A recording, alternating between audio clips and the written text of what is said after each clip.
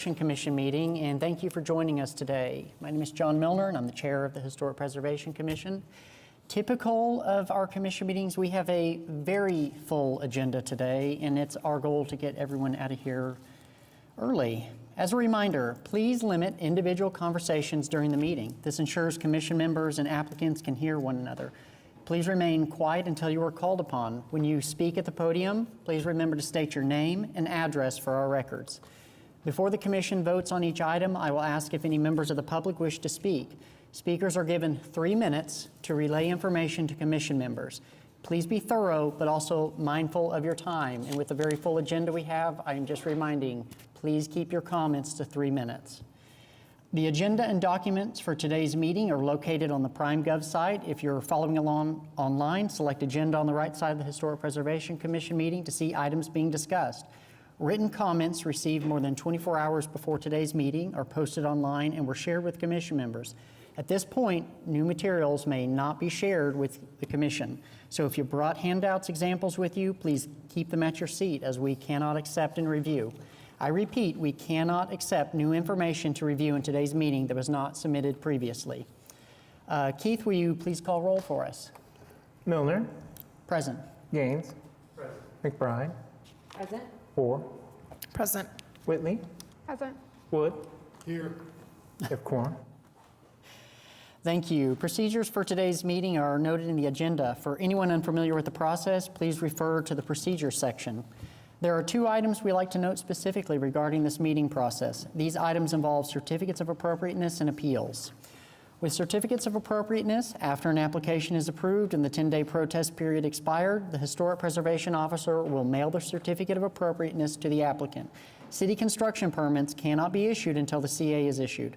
Please contact HP staff for final design review, inspection, or withdraw items that will not be completed. For appeal to a Board of Adjustments, any member aggrieved by a decision granting or denying a certificate of appropriateness may appeal to the Oklahoma City Board of Adjustments. All appeals shall be made within 10 days of the commission decision by filing a written notice of appeal with the clerk of the Board of Adjustments. Katie, any news from the Office of Historic Preservation? I just wanted to note that we do plan on having a Historic Preservation Commission workshop next Wednesday at 11:30 in the Embark Large Conference Room on Main Street. That is included here at the end of our agenda, and we do have an agenda for the workshop available as well. So those are primarily working meetings for the commission, but they're open to the public as well. Okay, thank you, Katie. Acceptance of minutes. Have commissioners had a chance to review the minutes from the March 5th meeting?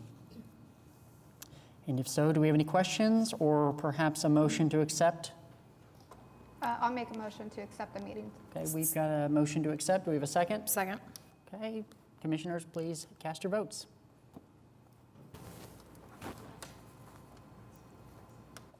Okay, minutes have been accepted.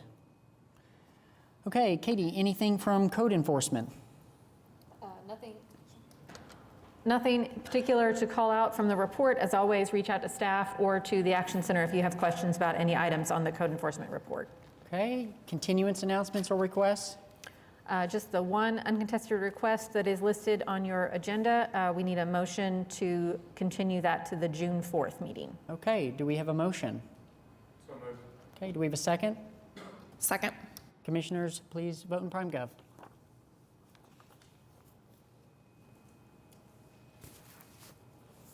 Okay, it appears that item has been continued.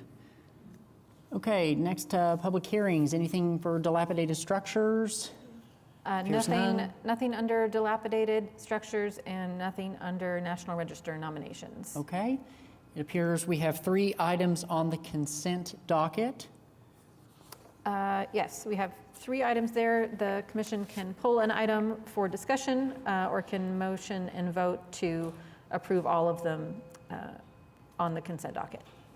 Commissioners, do we have any individual questions on any item on the consent docket, or do we have a motion to approve? I'll make a motion to approve all the items on the consent docket. Okay, we've got a motion to approve the 3 items on the consent docket. Do we have a second? Second. We've got a second. Commissioners, please cast your votes.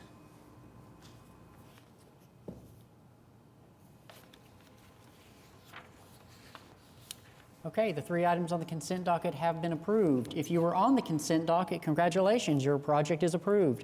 You have the option to stick around for the remainder of the meeting or head out. That will take us into cases for individual consideration, of which we have 12. So let's get started. Let's start with the first one, HPCA-24-00106 at 525 Northwest 27th Street. Katie, tell us about this project. This is in Paseo, Ward 2, consideration and possible action on application by Sean Lawrence for a certificate of appropriateness to 1, replace gutters elective, 2, install vertical board and batten fiber cement siding elective, 3, install horizontal fiber cement siding elective, 6, replace front porch columns required, and 7, remove enclosed windows on side of dwelling required. This has been before the commission twice previously and continued. The applicant was not able to attend, so there was no real discussion. Several items have been administratively approved, paving, fencing, et cetera, but these are the ones that remain outstanding that staff could not approve as currently proposed. The gutters generally can be approved. I believe we're just lacking some documentation on the gutter type themselves and where they were going to be installed. This is a roof with no eaves, so we kind of have to look at how those are being installed on the house. The guidelines do not support fiber cement siding on historic structures that would have historically been wood, so that's why that is before you all.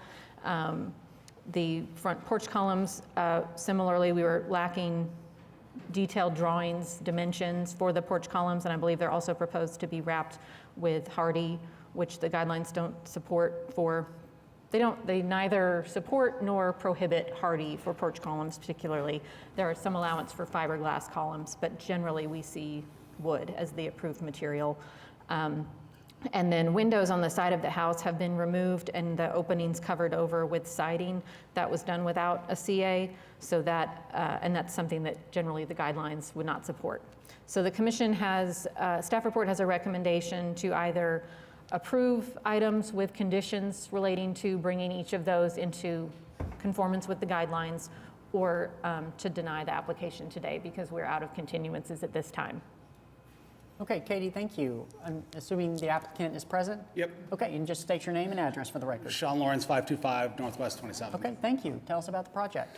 So I bought this house kind of it's lived a lot of lives. I think the rear part, 10, 15 years ago, it caught on fire via electrical storm, got struck by lightning. And, you know, I think there's a couple that lived there for a long time that kind of just mishmash stuff together. My intent would be to go through and wrap it. I own a new home construction, and just for my knowledge, industry standards, you know, I wanted to do a horizontal siding that would mimic the exact look and feel of this, which is just vinyl, and it's kind of chunked together, and the closer you look, the worse it gets. I've tried to do it in sections, like that's the worst one right there. That's kind of how the whole thing is kind of piecemeal together and Mickey Moused. And my intent would be to rip it all off and just put horizontal siding.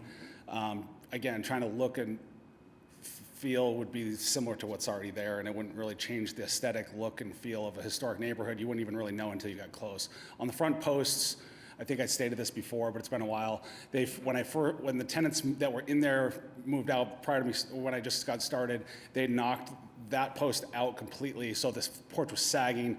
In an emergency situation, I put a jack in there, and one of the neighbors just went AWOL, and they started calling and making all noise and rackets before I could get anything done. I did wrap it in a hardy thing because I just think that that's a better look. Since it's been painted, it's all white, so it kind of looks the same as everything else. But that was kind of my intent, was to give it the best structure possible, hardy for the money you can buy. As I'm sure you guys are aware, it lasts for 50 years. It doesn't sag. It's fireproof essentially. It does no bugs. It holds paint. It's the best thing you can put on a house. And in my opinion, there's nothing historic or significant about this house as is. The way that it's presented, vinyl is certainly, the bottom of the barrel for material. So I would like to wrap it, and that's pretty much all I have to say. Okay, thank you. Commissioners, what questions do we have on this application?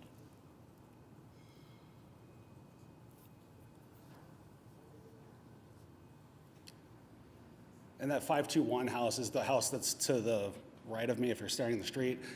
That's going to be kind of my intent. I'll make it look exactly like that, just all horizontal siding, and you wouldn't know the difference. What is your plan regarding the windows that have been removed and boarded over? So the windows have been, the black windows, that's been there for a long time. I didn't touch those. Those have, I'm talking about item 7, remove and enclose windows on side of dwelling. yeah, so sorry, I forgot to mention that. So on the, it's not that one, but it's kind of one of, probably that first one right there, or maybe the middle one. There was a leak in there, they were installed wrong, so as they were tearing it out, they noticed that it was, it was going all the way down. We did remediation on the inside, and we patched the outside the best that we could, and then they enclosed it. So it really served no function from the city standpoint. It met all the ingress egress from having the windows from where it needed to be, so it served no vital function. And frankly, I just stared right into the other neighbor's kitchen, so we just covered it. Will you put that window back? What's that? Will you put it back? Will you put that window back? According to Mike Miller, who's the city inspector, he said it didn't need to be there from a code standpoint. So I don't have a plan to, if I don't have to. It really serves no function, again, and just, Okay, well, we're a little different than code, Yeah. because historic preservation, you can't just take a window out. So I guess that's where we're asking if you have any plans to put it back in, because, prefer not to. okay, Asking not to, I guess. okay.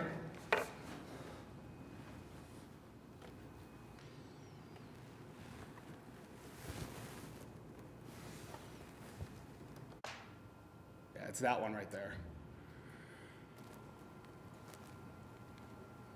And there is siding running, it's vinyl siding. I bought a kit of vinyl siding for the time being, just to match everything along that sideline. That might even be it showing it, because it looks shinier paint on that side, that one right there.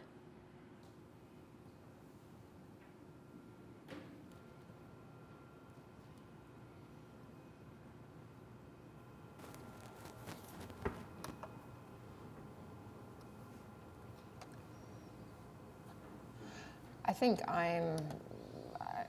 there's a lot of, this can be approved with staff recommendations based off the specific findings, and I tend to agree with the findings. So I'm not comfortable, especially, there's a lot of asks that you're asking that are against our preservation guidelines. With respect, I'm not trying to change the aesthetic of the look or the feel. It's just a better material that I think in the future you guys will probably update your standards to allow hardy, as long as it doesn't, at least that's what I've been told. As of right now, I know I'm a little probably ahead of that curve, but if I'm gonna spend $7,000 on wrapping the siding again in vinyl, I would rather spend Sure. 12 to 15 and do it right, and do it with hardy. It's a better product, and I feel more comfortable about the water and all the other things. Yeah, I think it's a combination of the columns, the window removal, the Sure. siding. I personally don't have an issue with hardy, but it's just all of these things that are Yeah. different from what our guidelines say. Sure. I mean, I don't think anyone's going to say that the house was award-winning design prior to me getting a hold of it. Those porch columns were pretty rough, pretty rusty. You can't just go buy those. Not that I would want to put those on any house anyways, but I could do brick on the bottom of it to dress it up, to make it look more like the neighbor's house. I think that the general look and feel of it, though, is kind of with the neighborhood. I do want to clarify that the guidelines strongly support removal of vinyl siding. They do not allow reinstallation of vinyl siding. The preference is that either the wood siding that remains underneath is repaired as needed, or if that wood is beyond repair, that it's replaced in kind with wood. So new vinyl siding would generally not be something that would be allowed to be put back on the house either. Is the wood siding still underneath the vinyl? Some parts, it's pretty rough, and then some parts it's just foam. On the front, when we peeled it off, it's just foam. It looks like there's no siding underneath that.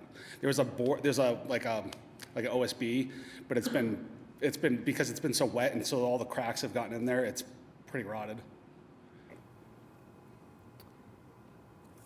Katie, on the front porch columns, those kind of old decorative cast iron columns were of a very specific time and aren't as easy to replace as something that was a wood craftsman style column like the neighbors show, and they definitely aren't as structurally sound.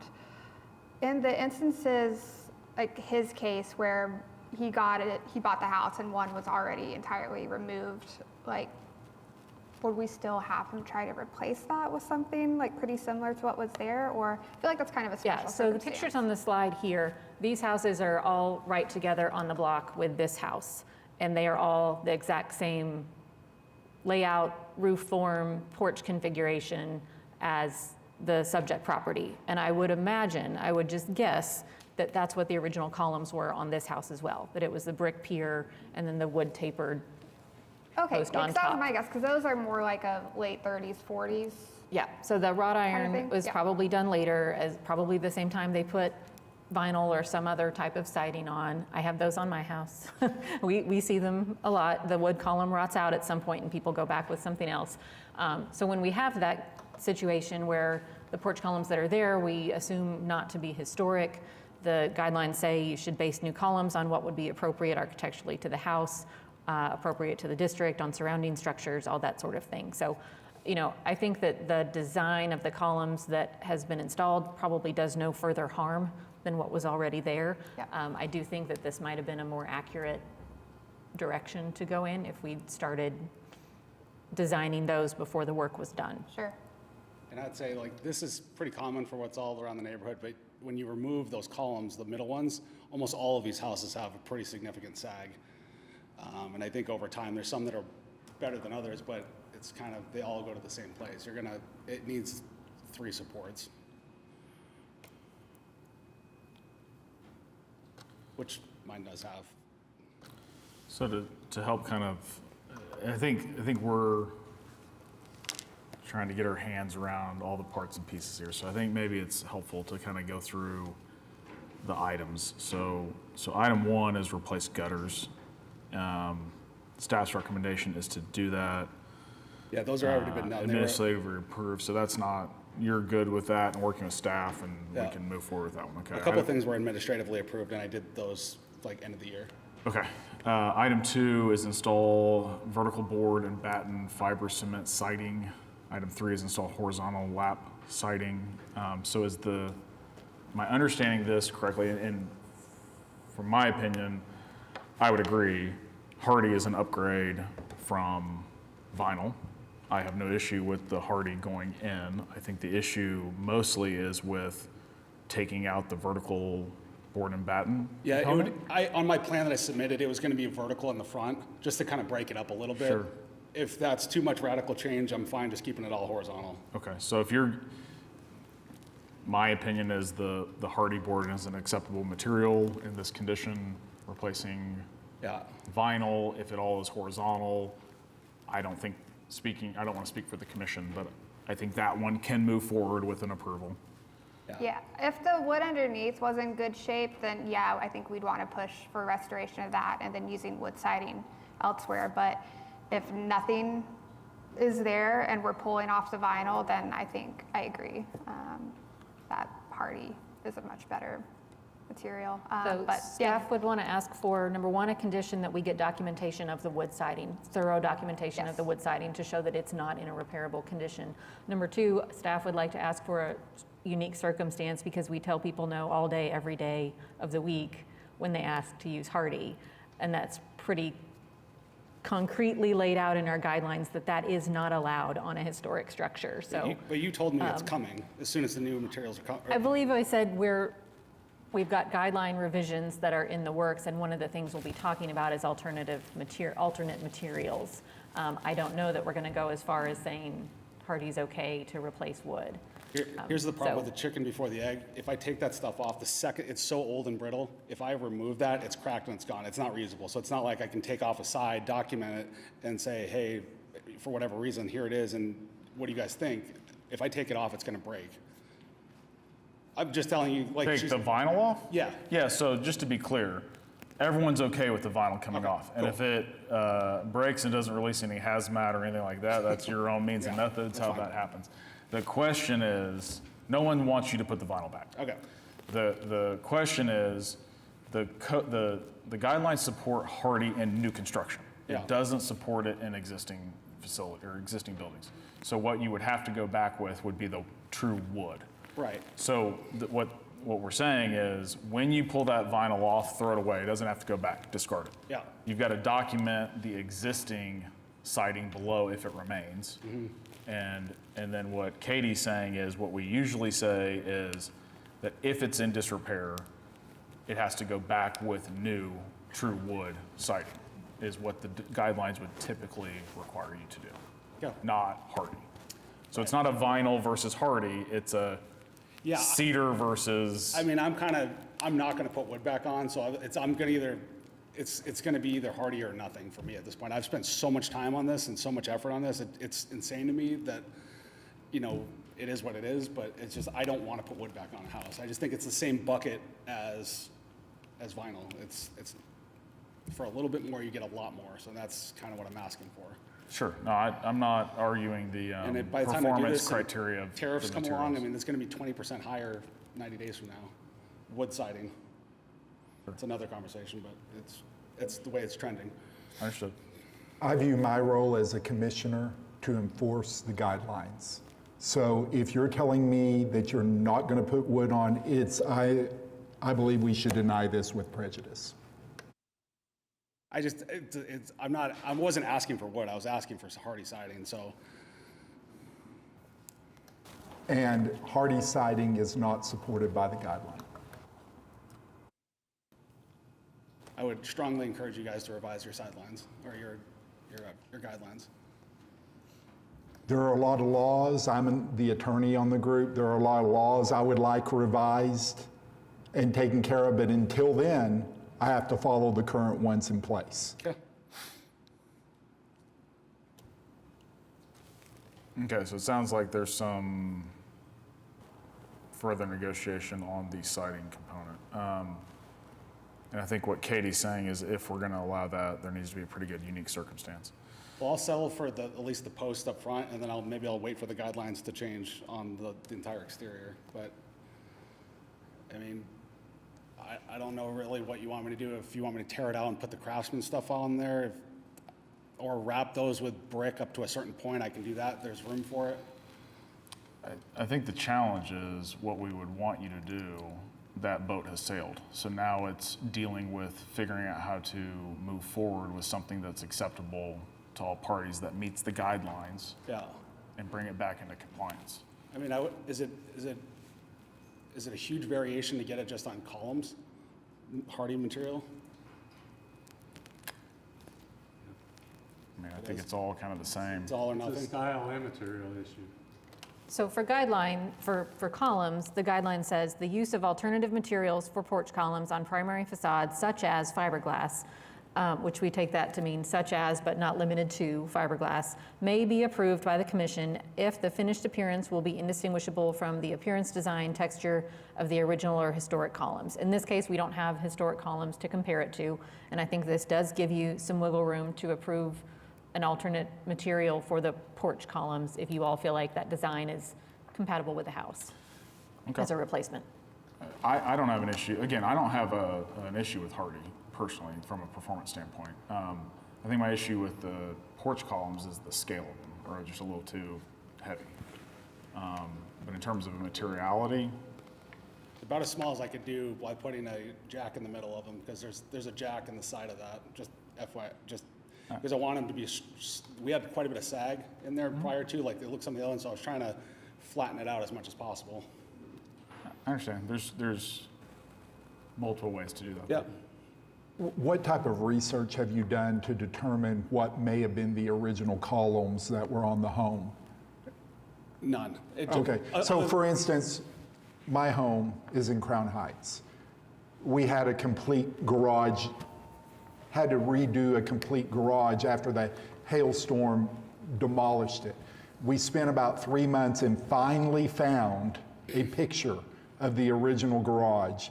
believe it or not, that was board and batten around and everything, and we replicated that garage on the property once we found it, presented it to staff, and went that route. It's amazing what you can find if you try to look. And I just feel that there's too much lacking here. And going back to my first set of questions, if you would have told me I will put the window back, I would feel much better about maybe trying to give some wiggle room. But it seems to me like we have guidelines here that we are the enforcers of, absent some type of unique circumstance to allow us to do something different. But when things are done without getting the approval, we have to try to maintain the historic character of these homes. And that's where I'm running into a problem here.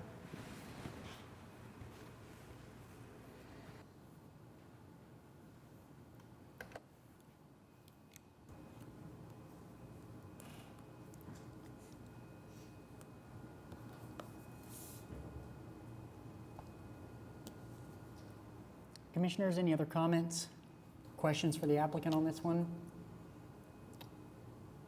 Because I'd like to, do we have any members of the public that wish to speak on this item? Okay, there being none. Commissioners, do we have any motions on this item? This one had a There was a public comment. public Oh, comment. sorry. Well, comment before the meeting. I Oh, think oh, we yeah, received on yeah. this one. Oh, from a resident, yeah.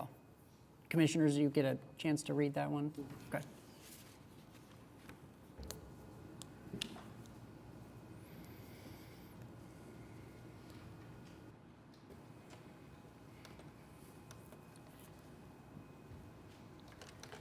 So it sounds like, Are you gonna make a motion? I was gonna say, it sounds like we're not at a point where we feel comfortable. I mean, maybe one or two, we could maybe find some give, but there's a lot of asks. So I think make a motion to deny HPCA with prejudice. Well, I mean, 2-4. I'm asking for things. I'd be willing to take a combination of something. If there's something that you guys draw a hard line in the sand on the siding, like, okay, I can live with that. But I mean, But you said you wouldn't live with it. You said you wouldn't put hardy plank up even if we made an exception for that. no, I won't do the siding. If you won't let me put the hardy siding on, I don't really want to put the wood siding on it. But if you say you have to put the window back, I'm willing to do some stuff to get some flexibility on some things. I'll meet you in the middle anywhere. So I think I'm just trying to be clear and transparent about this, and commissioners, correct me if it's wrong. It sounds like citing what the commission is going to be comfortable with is replacement, but put wood siding back, all horizontal. Porch column can be hardy, but needs to change form and style. And the window would need to go back. Those would be the kind of the three conditions that I'm seeing. But I am in favor of denial of the entire application. I think there's too much here that we don't know, and I'm not getting enough. I'm not willing to move forward on anything other than a denial. So I will make a motion to deny HPCA 24-00106 with prejudice. Okay, we've got a motion to deny. Do we have a second? Second. We have a second. Commissioners, please cast your votes.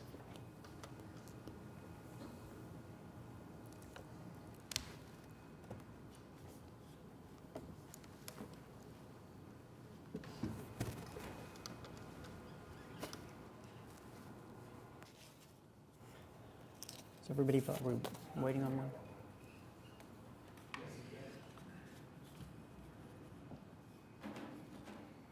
Okay, that item has been denied with prejudice. Okay, Thank you. thank you.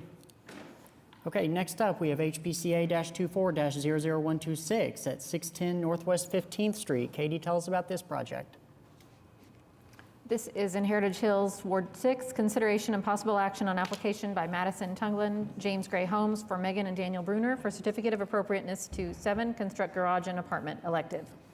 And as always, when these come up, we like to state that HP base zoning does not allow a second dwelling, so apartment is probably not a term we should use here, and if this goes to get building permits and is a dwelling, that's something that's not gonna, that's gonna need to be revised, so just to clarify. The commission saw this application at a previous meeting and requested some revisions be made to the design, mostly some aspects of the front elevation of the garage and the overall size. The applicant has reduced the size of the garage. They are still just a smidge over the 5% of the lot, but they're still well under on lot coverage. And they've made revisions to the overall design of the structure to be more reflective of the historic garage as it appeared, at least from the street. So staff has recommended approval of this with some conditions. I think just relating to clarifying some building materials. And you'll note on the staff report, there is a second item that's not on the agenda. That item has been administratively approved, and we just didn't get it deleted off the staff report. Didn't catch that before the packet went out.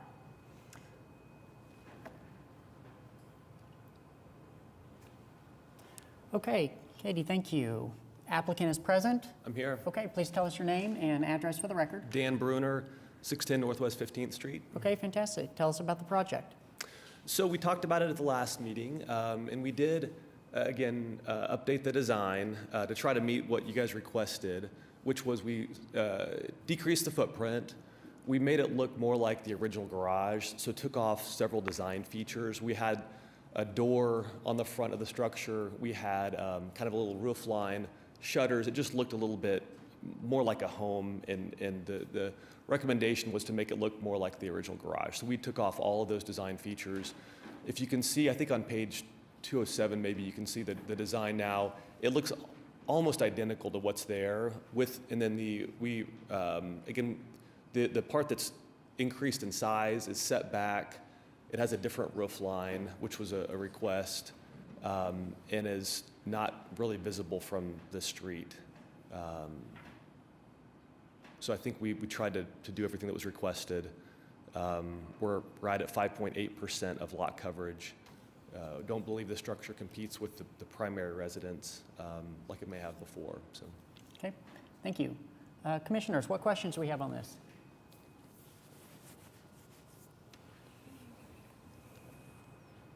Are you comfortable with and familiar with the conditions that staff is levying on you? Believe so. Is it just it's materials, correct? It's just the architectural grade shingle on the roof. Oh, garage. yes. I think it just wasn't specified in the attachments, so. We would just replace it with what's existing. Okay, It's the same that's on the primary residence, and we would just try to match that. okay. Yeah, I think you guys did a really good job of updating the design to kind of match what was there, and I'm not bothered by the tiny amount over. I think you guys put in some good work, so I'm cool with moving forward with this. I agree and appreciate the effort. Sure. Okay, let me ask, are there any members of the public that wish to speak on this item? Make a motion. Have one? Sorry. Doctor. Randy Ice with Heritage Hills, 119 Northwest 19th Street. Thank you. You have our comments. We were concerned about two things. Actually, one thing, and then we just noticed another in the picture. There are metal ridge caps on this existing garage. That's a historic feature that we try to preserve in the neighborhood and ask them to be put back on garages or on roofs when the roofs are redone. Again, they're steel ridge caps that were original to the neighborhood. They're throughout the neighborhood in many places, and we don't like them removed if at all possible. And also, we had a comment about the width of the driveway. We asked that the driveway be widened at the back corner of the house to reduce the amount of concrete and water runoff into the other lots of the neighborhood. Water's always an issue in Heritage Hills because most of the houses have basements. And so we try to minimize the amount of concrete whenever it's convenient. And in this situation, it appears that it could easily be narrow all the way to the back corner of the house and then widen to fit the existing, or the proposed garage. That's our comments. Okay, thanks, Randy. Commissioners, any other comments? For applicant, do you have anything you want to comment after public comments on that one? Okay. Are you open to what he proposed? So was he talking about the ridge caps on the roof? I would love to replace those. Okay. And keep it as it is. Okay. Either use what's there if we need to find matching material to, for the slightly larger roof. We're happy to do that. And what about the, I'm sorry, was the other one driveway width? Yeah, so having it not expand out into like a second lane until it gets further to the back of the house. Just a clarification on the ridge caps, they're not available. Okay, you have to take those off, save them, and put them back on. Okay, they're very difficult to get. I've had them custom made before, and they cost a fortune. You have to have them fabricated, and so I would suggest that they require them to be preserved. I mean, they're made out of steel, okay, but they're 100 years old already, so they will last another 100 years if properly taken off and put back on. They've been put off and on every time they've replaced the roof to this point by previous owners. They're not difficult to remove, and they're not difficult to put back on, but they're very difficult to replicate. All right? Randy, where are you talking about on the driveway? What? Look at the picture of where the driveway is. Right there. 215, you can see it. He says it's on page 215. It's the driveway widens at about 1/3 the way back of the house to the full width of up to the house. Basically, it gets double wide. We're saying if it would be better if it would widen at the back corner of the house. You'd still have the same access to the garage. You just have less concrete, and obviously concrete produces more runoff. Am I reading this correctly, that you're widening it at the fence line? No. It's So you can existing. see there's concrete there already. Yeah, it's On existing. the left side, if you go to page, you're right there. Okay, so this is the existing, and you can see there's a kind of the driveway, and then there's a concrete pad right next to the house. And then if you go to the next page, you can see that concrete pad is just extended out, right? And the reason we had to do this was because the garage is now wider, right? And it's closer to the house because we had to set it off the back fence. So I think if we did not widen it right there, it would be really hard to get a car around that. You'd have to basically turn left very sharply once you got past the house and then turn right into the garage. So we would prefer not to Yeah, and design. I don't want to speak for Randy, but I think the assumption was that that was all new. So, Okay. given that that's existing, Yeah, I think it would be awkward to not Okay. match that. Yeah. Okay, so you're good with the recommendation for the rooftop? Yes, we'd love to keep those and put them back on. Again, my only concern would be if the roof is a little bit bigger, right? So we could Yeah. use them even, Is there latitude on not putting them on the rear facing hips? Yeah, yeah. just do it on like the front and secondary elevations if he doesn't have enough. Yeah, I think if you put them in the most visible Sure. locations, the front facing, or even if you use them on the hipped roof portion of the garage Oh, and right. not on the little Yeah, that makes sense. bay that If we sticks can find out. new ones, that'd be great too, to Yeah. add on, but sure. Okay. Okay, Commissioners, we have a motion on this item? Yes. Okay. I'll make a motion for HPCA 24000126 for approval of item 7 with the specific findings, the unique circumstances, the conditions, as well as the condition that they save the ridge caps and reinstall them on the visible locations on the roof. Okay, we've got a motion to approve. Do we have a second? I'll second. Okay, we've got a second. Commissioners, please cast your votes.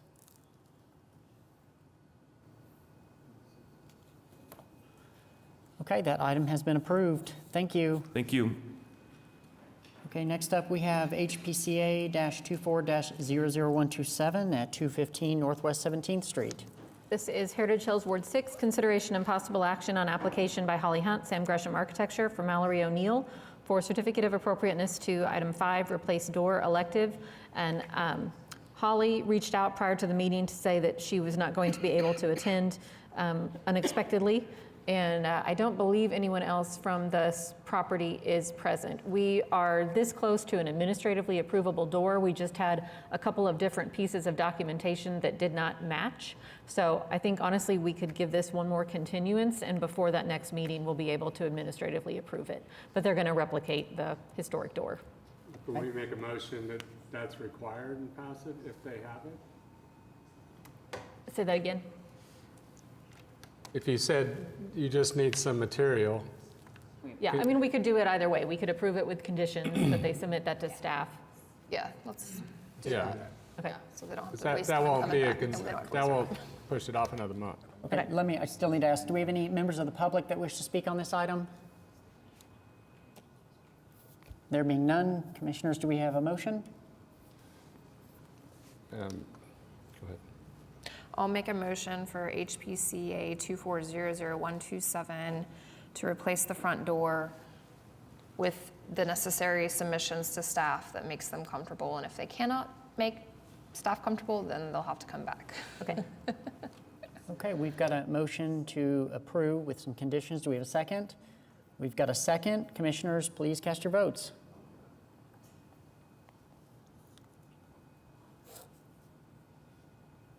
Okay, that item has been approved. Next, we have HPCA-24-00133 at 811 Northwest 18th Street. Katie, tell us about this item.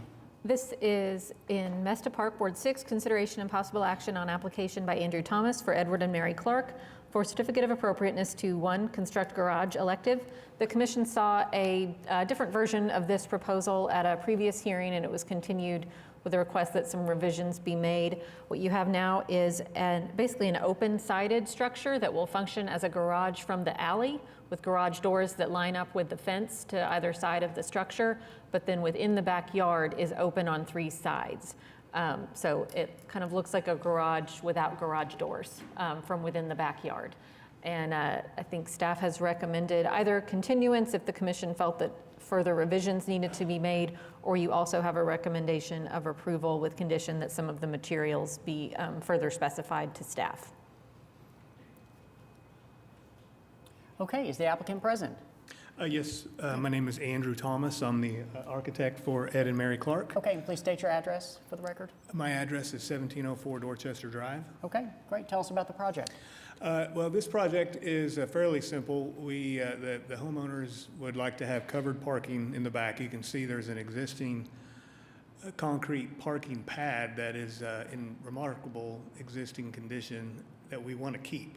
And so the idea is to construct a new garage or carport around it as close as we can and keep it as tight as we can to that, and then have a garage door on the back of the property on the alley to replace the existing swing door on the fence so that they can have an automatic garage door and pull in and park with security in the covered parking.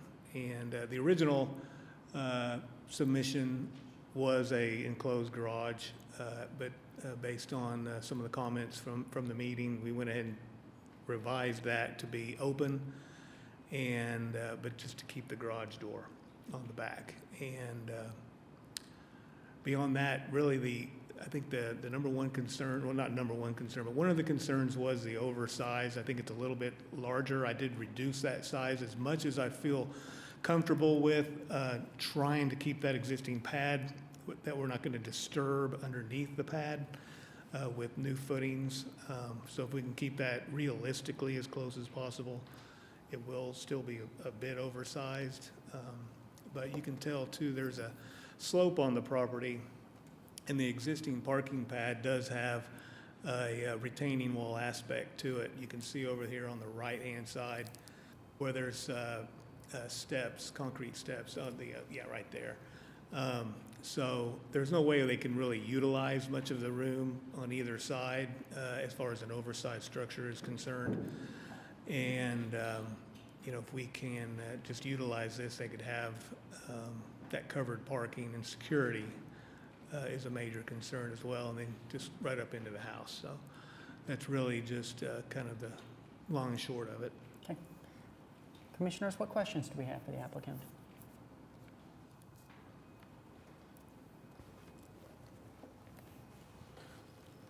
So refresh my memory, and maybe I missed the meeting, or I'm not remembering.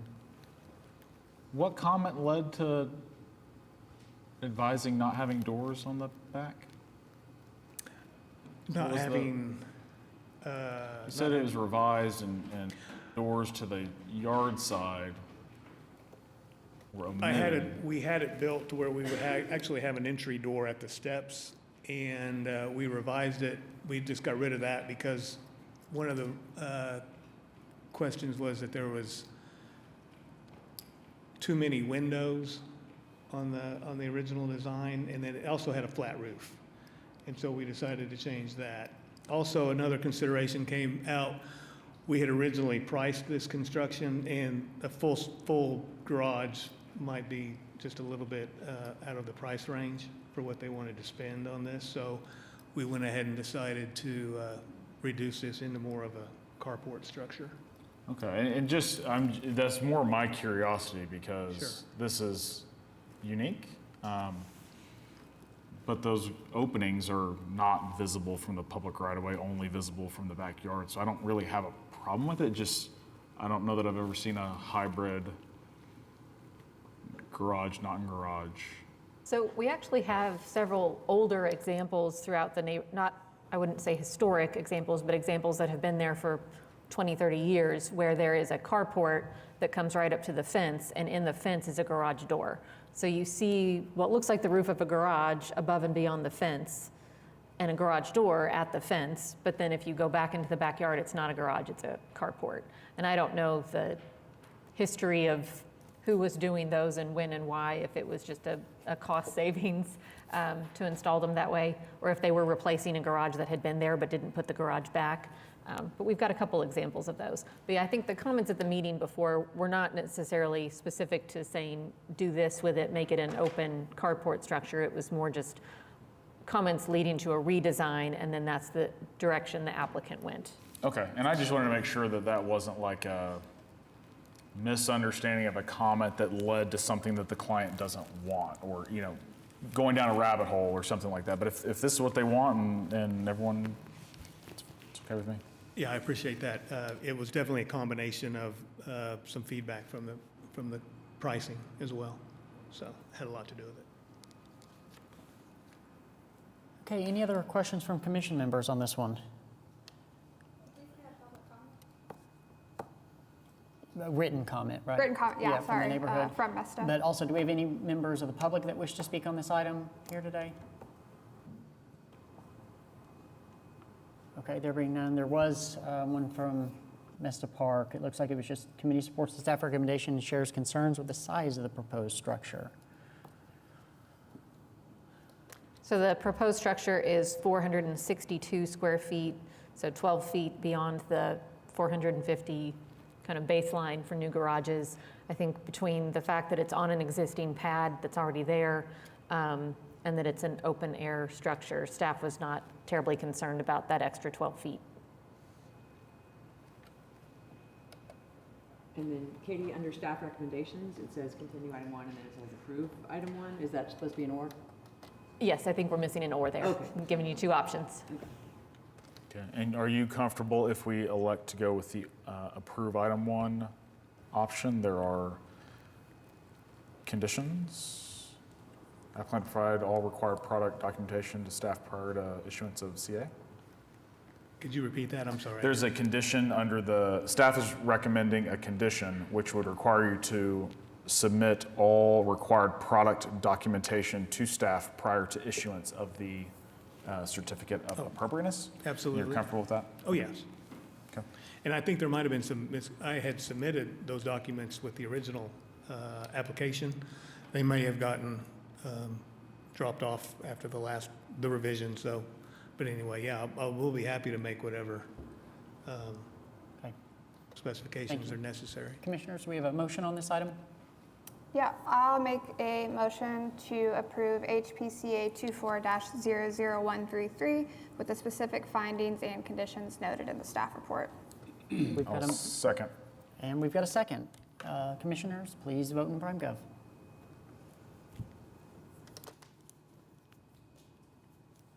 Okay, that item has been approved with conditions. Thank you.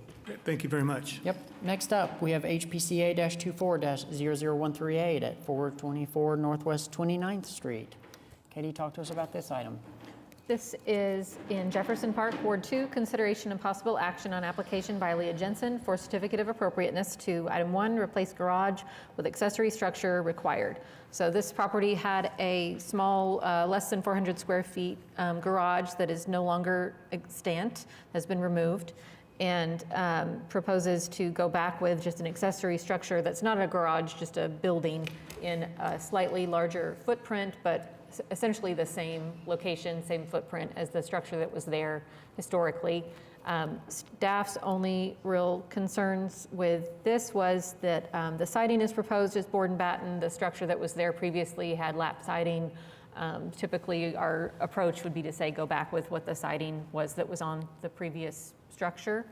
And then the applicant has indicated that they that they intend to find a salvage window to reuse in this structure and install it. So we would want that to be, either this to be continued for the commission to see that if you feel like that's important, or to be approved with a condition that that window be documented and submitted to staff. Okay. Okay. Is the applicant present? Hi, it's been a minute. Okay. Fallon Brooks Magnus representing the applicant, 733 Northwest 22nd. Thank you. We can do lap siding instead of hardy. I think hardy is, not hardy. Board and batten. Board and batten. Yeah. I think the board and batten might be less expensive. That's why we spec'd it. As far as the window goes, I think staff can look at a window and see if it's appropriate or not. It's just a wood 1/1 window, approximately 3050, whatever we find close to that. So we just hadn't quite found it yet. So we want to try and keep the vertical, the board and batten. Is that open for discussion, or? I mean, the guidelines say board and batten is generally a typical siding type for an accessory structure. It's just that I think what was there before was lap siding, but I think the commission has some discretion there if you feel like one or the other is preferred.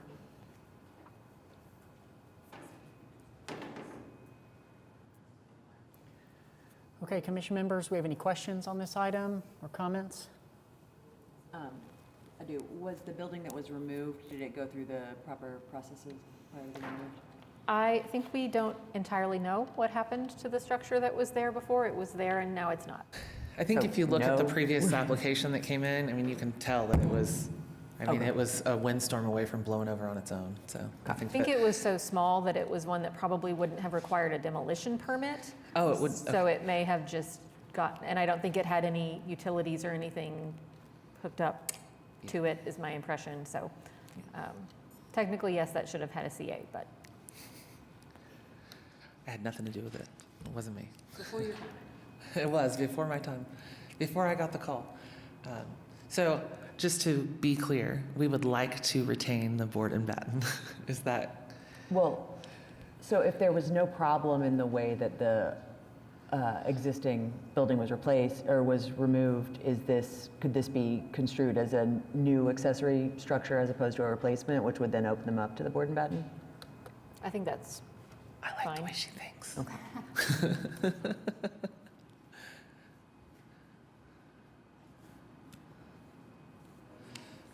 Okay, any other questions from commissioners? Do we have any members of the public that wish to speak on this item? Okay, it appears there are none. Okay, do we have a motion or more discussion on this item? Fallon, are you comfortable with the specific findings and the additional documentation that is needed? For the window, yes. Yeah.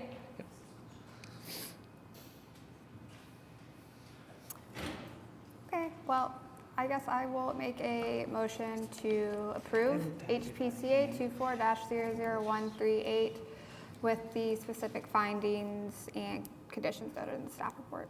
So They were hoping that the condition regarding using lap siding instead of board and batten would not be Yeah, that's the included. one. Oh, no. Yeah, we okay, don't so want to, we okay. don't like that. Yeah, sorry, I was thinking that was the window.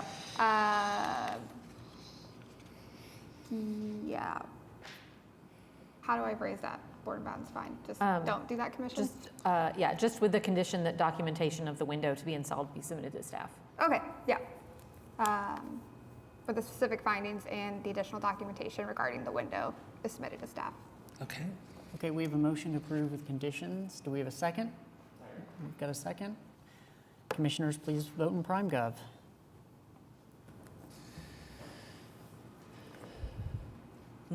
Thank you. Okay, that item has been approved with conditions. Thank you.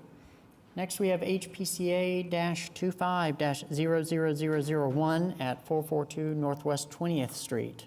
Katie, tell us about this project. This is in Heritage Hills, Ward 6, consideration and possible action on application by Jeff Blake, Emerson Blake Design Build, for Bailey Sparrow for a certificate of appropriateness to 1, demolish garage elective, 2, construct new 2-story garage elective. This was seen by the commission and continued previously. The applicant has provided some additional information, including street view renderings of what the proposed garage would look like from the front of the house as well as from the side street from a couple of different angles in relation to the existing house, to neighboring structures and garages. We have, I think from the previous meeting, the same information on the structural condition of the garage. Staff also noted that the configuration of the garage is such that the actual area where you are able to park a vehicle is not really large enough to accommodate a standard sized vehicle, even though the structure itself would seem to be a typical garage size, the way it's divided up into 3 bays. The third bay is like a quarters or a, storage area. So that is another consideration that's included in the ordinance for demolition of an accessory building, specifically the size of the garage not being functional and not being feasible to make into a functional condition. I will say this staff person, having looked at the garage, I feel that the demolition is consistent with many other garage demolitions that we have approved in the past, based on the condition that it's in, based on the stem wall essentially functioning as a retaining wall between this house and the property next door, in between the size and the configuration of the garage as it exists. We did provide a recommendation of continuance for the application as a whole, just because I think they're not going to want to proceed with one without approval for the other. So before you is, I think that the proposed design of the garage from an architectural characteristic standpoint and building material standpoint checks all the boxes for the guidelines. The question before the commission is really whether or not you feel a 2-story garage is appropriate in this location. Great, thank you. The applicant is present. Yes, Jeff Blake. Good to see you. Ooh, hot mic. Good to see you all. And state your address. Work address is 1020 Northwest 81st Street. Okay, thank Emerson you. Blake Design Build. Yeah, thank you. I did, for whatever reason, there was one document that I emailed March 10th that didn't make it in this packet. It was plan view measurements of depth and width of parking space, and it did come out to 288 square feet for that parking space. Just to follow up on Katie's comments, she did a better job summarizing than maybe I can on everything that this board asked for last time. I think most importantly to look at today, this is an accurate perspective study scaled that shows existing roof of garage from the other side of the street to what could be if it was a 2-story structure approved. And I'm showing that from both 20th and, forgive me, I can't remember the cross street, but we're on it right now. Do you remember which? Walker? Walker, thank you, I just forgot. And so, positions 1, 2, and 3 as a summary on that plan view are what we did. So there you can see existing garage standing on the other side on the north side of 20th, looking straight back, public view, and then proposed what the massing of that structure would look like if a 2-story was approved. Likewise, we go on to the next shots, existing versus proposed. We're right next to a 2-story structure, existing, right, and then proposed. Matching colors, matching soffit details, roof pitches, staying spot on with the original architecture of the house and what was there. We feel like with the tree backdrop, with the extreme amount of incline plus the 6-foot fence, certainly if you were where that speed sign is, you can't even see the garage. When you look at the angles of perspective, I think there's one more page that maybe shows that. Right. So, depending, of course you can get anywhere in town and look out onto and see a building at some point, but we kept 8-foot plate lines on the second floor, kept this as modest in height as we could. It's a very shallow pitch roof. And so hopefully that gives you a better sense of the massing and the scale as it fits on the site. We're trying to place it as closely and accurately to the original structure footprint that is there now. Not slide it a big direction one way or the other, just only as is required. And so I'm open to any questions. What did I miss? Okay, commissioners, what questions do we have for the applicant? I just want to say that I really appreciate the work that you did on this. I think the views are really helpful to understand the impact that it will have.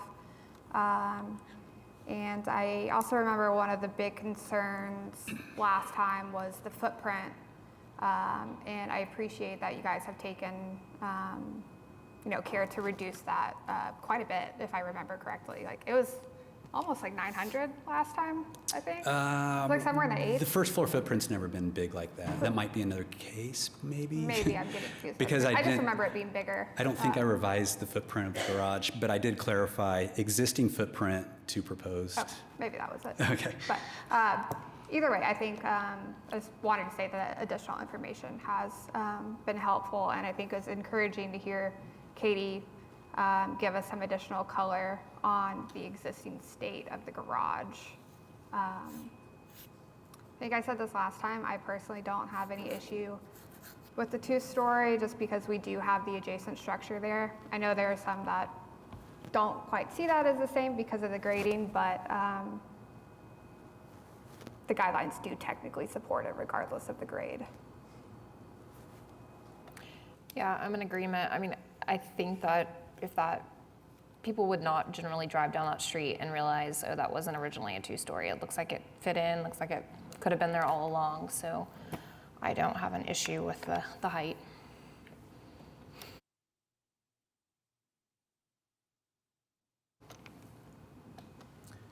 Yeah, so I agree with staff's comments and with other commissioners that I applaud the work. I think it fits in well. I think it's not, I think you've done a really, really nice job. I think it all comes down to, can you approve a 2-story garage? And if I remember correctly, this one had some pretty strong neighborhood pushback, which unfortunately ends up bringing a little bit more scrutiny to it. So I'm not really saying anything if he doesn't know. I think it's a great design. I think it fits in as well or better than any 2-story garage could. It's just whether or not it's appropriate is, I guess, the question for the commission. Commission members, if it's okay, I'd like to go ahead and call for public comments on this. Is that all right? I believe do we have members here that wish to speak on this item? Okay, they just one at a time come up, and just remember, state your name and address for the record, and try to keep your comments at 3 to 5 minutes. Thank you. Thank you. My name's Chris Stevens. I live at 438 Northwest 20th Street. I've lived in the neighborhood 20 years. This is my first appearance before the commission, either to support or oppose a neighbor's request. But my wife and I do respectfully oppose our new neighbor's request to demolish this 1-story garage that right now measures about 450 square feet, with a 2-story that measures, according to the staff's recommendations or report, I believe, about 590 square feet on each level. So we're talking about a move from 450 to approximately 590 square feet on each level. 3 quick points. I understand and I appreciate Katie's work. I've been in this garage a lot with our prior neighbors before the new owner and his business partners moved in. This garage is in better shape than my garage and a lot of other garages in the neighborhood. It is 18 feet deep. I don't think we have enough evidence in the record, respectfully, to say that there's not enough space for the new owner's cars to fit in there. But nonetheless, I don't think it's reached that level with evidence in the record to support demolition or to be too small to accommodate a standard-sized vehicle. But if the commission does approve the demolition, I do agree with the staff report's recommendation that in this circumstance, the most appropriate historical accurate way to go back here is with a one-story garage that's commensurate with the current size. A 450 square foot garage is plenty big for 2 cars. Again, the proposal here is from 450 to something that exceeds, when you add up 590 twice, nearly 1,200 square feet of a garage. And that's a significant increase, particularly in the area where this is. And I want to talk about the other garage that abuts it. But this is in the far southeast corner that is directly along the property line of my family and 2 other families. So you think about a second-story garage now right on top of 3 adjacent families. I do think a second-story or 2-story garage is just inconsistent with several of the guidelines that this commission is asked to enforce. It does, despite, I appreciate the efforts here, I do think it substantially impairs or changes the visibility from the street of Walker, but also particularly from all of the neighbors close by. I think some of this is reflected. You should have copies of neighbor reports from Bill Dykes, who lives just to the south and east, 435 Northwest 19th, along with Barbara Harley, who lives at 439 Northwest 20th. She's just to the north. There are also other neighborhood residents here to speak as well. But just looking at the guidelines, I do recognize the guidelines allow the commission to consider a 2-story replacement if it's located on a block where 2-story garages are dominant or occur on abutting property. First, 2-story garages are not dominant on the 400 block of Northwest 20th. There are about 20 garages on the 400 block of 20th. The only 2-story garage is on the far other side along Hudson. That's a 2-story garage facing Hudson. No other garages in the 400 block are 2-story. There is this one 2-story garage to the south. That's at 439 Northwest 19th Street. I think it's important, and the pictures don't do it fully justice, just to understand the context here. From the view of my property and all of the adjacent property owners to the north and to the south and to the east, this 2-story garage looks like a 1-story garage because the first story is embedded in a steep hill along Walker. So when we look out, it just looks like there's a 1-story garage. When any neighbor to the east or the north or the south looks at it, it looks like a 1-story garage because this first story is basically fully embedded and it just doesn't have the height of the 2-story garage that's proposed here. This location of a 2-story garage will impair the visibility and would have windows overlooking directly the three adjacent neighbors. Some of that's been reflected with the letter from Bill Dykes. When the new owner bought this home a year ago, they knew they were moving to a historic neighborhood. They knew the condition. They knew the size of this garage. I just don't think the guidelines that you all are asked to enforce allow, first off, the demolition of this garage, but second off, and more importantly, the construction of a 2-story garage with significant increases in square footage at this location in the southeast corner of the block. And I hope you understand from the letters that have been submitted, the comments last time, along with others' participation or attendance today, that there's strong opposition to this request in the neighborhood, and we ask that you consider this fully, and we respectfully ask that you oppose this request. Thank you. Thank you. Okay. Do you have somebody else that wishes? Here we go. Just as they're walking up, I will say I failed to mention in my summary that this does increase in size and footprint from the existing garage and is beyond the 5% of the lot. So that is in addition to the height, whether or not the height is appropriate, the increase in the footprint of the garage is also for the commission's consideration. So it's currently 425, it's going to 590. What is the allowable there? So it'd be 450. Oh. Okay, please state your name and address for the record. Yeah. I have been across the street from this house. I'm the one in, no, third one in Can on you the move north side, but I've known this Shannon, house. can you move the mic down just a little bit? Yeah. Yeah, Thank okay. you, Thank you. I'm short. But I've known this house for, I mean, I hate to tell you all, I've lived in my house across the street for 50 years. Patrick Gaines knows that. He knows I was there a long time anyway.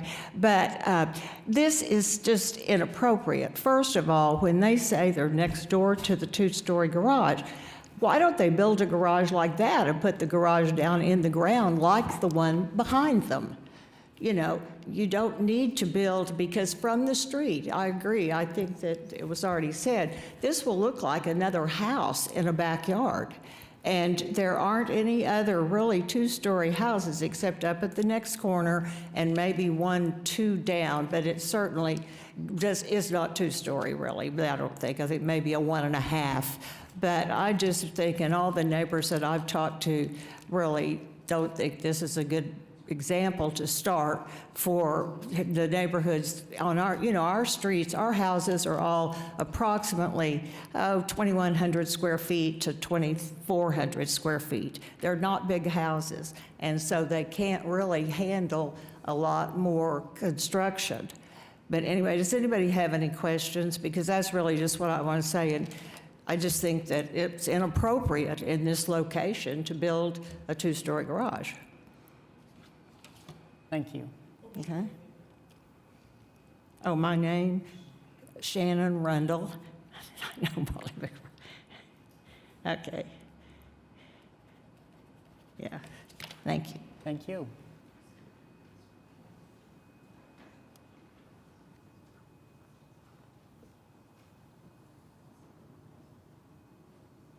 Marva Ellard, 1521 North Chartel Avenue.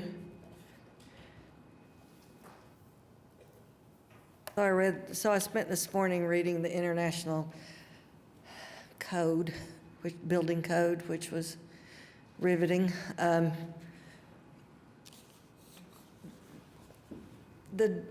lower level of the garage behind this house is a story. I understand that it's a story, but it is below grade. So it might be 2 stories, but one of those stories is below grade. So I don't know that we can count that as a comp for what the owners of this house would like to do. I'm relieved to know that 450 square feet would be the footprint of whatever could go back. How many years have we spent talking about abutting, adjoining, and all those other words? So it seems like a compromise would be a 1-story, 450 square foot garage that would fit in with this block. This block doesn't vary that much. Shannon's right, it's very homogeneous in its appearance. And I think the neighborhood would like to ask that the commission consider a 450 square foot, 1-story garage. Thanks. Thank you.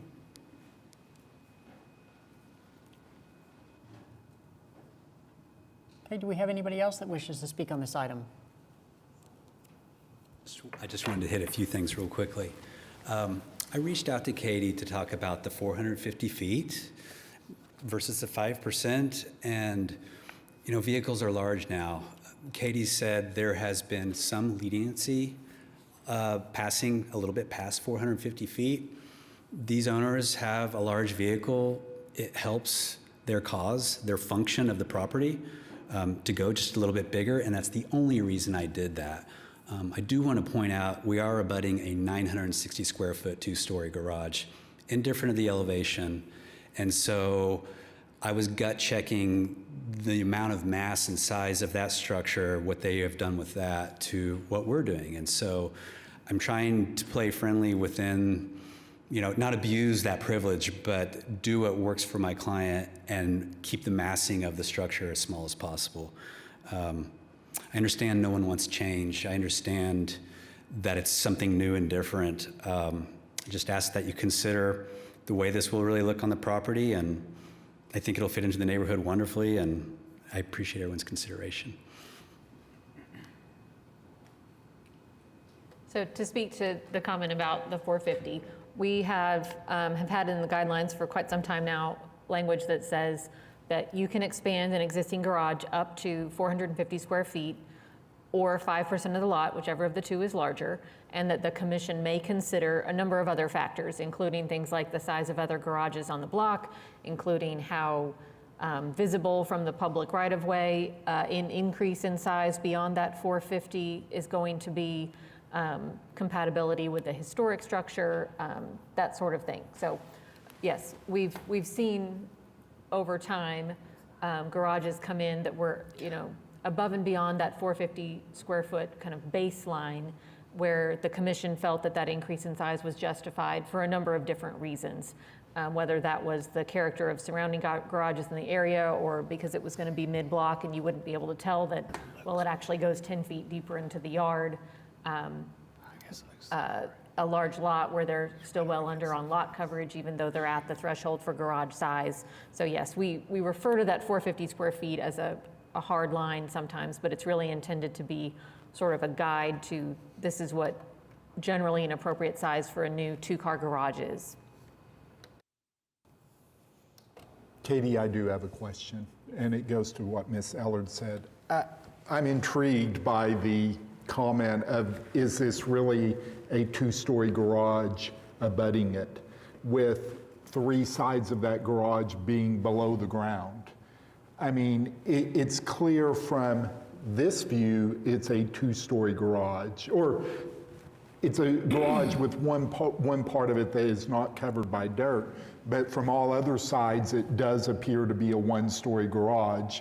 And it has me going back to thinking about basements and wanting to do research and looking at things to try to determine, is this really a 2-story garage that is abutting it?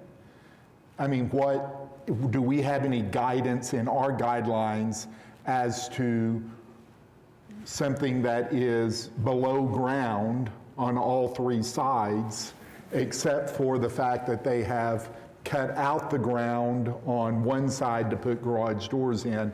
Does that make it a 2-story structure? So we don't have any language we don't have language in our guidelines that speaks to that specifically. I'm going to look to the architects. I know with, I think actually in just the general Chapter 59 zoning code, it talks about what's a basement and what's a story. And then if more than 50% of the wall is above grade, then it's no longer considered a basement, it's considered another floor. And I think that's maybe right. And I'm sure there's other language in building code about what's a basement and what's not a basement. I think for the purposes of this, we're looking at the overall character and impact of accessory structures on the block. So whether that's a garage with a basement or a 2-story garage, it's the same form. And we actually did talk with the applicant about doing something like that, with it cut into the side of the yard, and felt like that would be more disruptive and visible and prominent from the street, creating something that is a very historic feature in the neighborhood, but that did not exist at this house, and also introduce that much more opportunity to really disrupt that rolling terrace and cause more significant structural issues at this property and at the neighboring garage. So kind of early on in their application process, moved away from the thought of trying to replicate that for a variety of reasons. So I think this is an interesting case, and once again, I feel like this comes up a lot where our purview is how the historic neighborhood appears from the public right-of-way. To me, the neighborhood pushback is really more about a privacy issue. And traditionally, we have not ruled in favor of privacy. However, this is also further complicated because when you compare rules for new garage versus existing, if no garage existed, I think you could make a technicality argument that that is a 2-story garage and it would be appropriate to put it on this property. However, it's not. There is an existing historic garage that does have photographic evidence, and the guidelines state that if that occurs, the replacement garage has to approximate the character and mass and size of that historic garage. So in my mind, cutting through all the, is it appropriate, is it not? If you just follow the guidelines, to me, this could be a garage, single story, that exceeds the 450 footprint if we have a unique circumstance that accommodates the client. But I don't know that with the neighborhood speaking against it, going against the guidelines for something that has photographic evidence, I don't know that we have enough to do that, or at least we haven't in the past.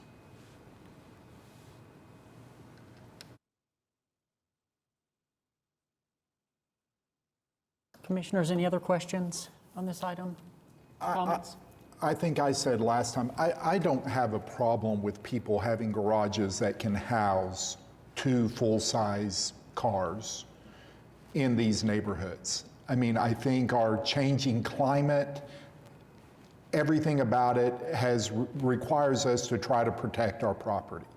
So I don't have a problem going past the 450 square feet to try to get something that allows people to protect their property, their cars. I read in the specific findings that staff says that the structure is not large enough to accommodate a standard size vehicle and cannot be reasonably altered to do so. So I think that in and of itself is enough for me to, coupled with staff's comments about the condition, their view of the condition of the garage, what needs to be done, that I am on board for demolition. But I agree we need to have something to go back in there before we approve that we're all on board with. And I don't know that I am there. I can never be there on the 2-story garage with the way that the abutting 2-story garage is built. It's not your traditional 2-story garage. It's under the parking portion is underground, except for the fact that the dirt has been removed, and now there are garage doors there. So I don't believe that a 2-story garage is appropriate. Those are my comments. I think that we should continue the whole thing, and I think also they should kind of know that the homeowner needs to know, is there a majority of the board that differs on my opinion on regard of the 2-story garage? Otherwise, they're going to just keep coming back with a 2-story garage. And I can tell you, I'm a no on the 2-story garage. So I hope that helps some, but we have more here that maybe you can sway to give a 2-story garage, but that's my view. I'm a yes on the demolition and a no on the 2-story garage. Is the floor closed? I mean, can I still speak or no? So, you know, another interesting thing, you know, we're trying to do the right thing here always for everybody. One of the questions I asked Katie after the last commission was, Katie, I think, you know, the Smiths legitimately, like, they're concerned about windows looking to their backyard. I want to be respectful of that. Looking into all the abutting neighbors, maybe I should take some of these windows out. And Katie said, well, actually, if you really want to be true to what a structure like this would be historically, they always had windows on all sides. And I'm like, what? You don't want me to, like, increase privacy for these neighbors? And she said, well, no, you know, a garage like this would have windows on the west, on the east, on the north.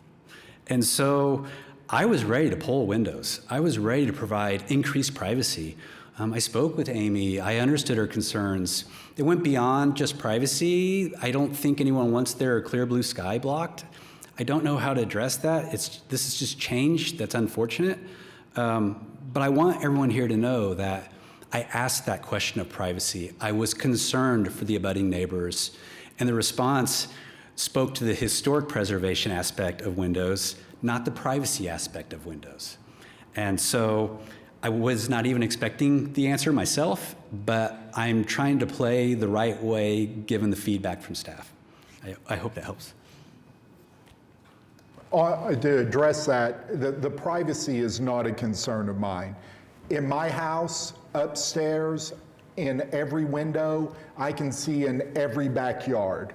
We actually have an addition on our house that has the second story is a deck that we do not use, that you can actually, if you're out on that, you can see clearly into everybody's backyard. It's just nature of the neighborhood. And when I read that in the comment from the public, it created no concern for me because it's just part of being in the neighborhood. We have all these windows and they have sight lines into everything, and you don't have a lot of privacy when you're in your backyard. Yeah, as Commissioner Ramey said, we don't traditionally rule in favor of the neighbors' privacy. It's like you said, it's the nature of these houses being 2 stories tall and being close together. You can see into everybody's backyard, and that's just kind of how it's always been. Air rights are a thing, so that's not something we particularly spend a lot of time on.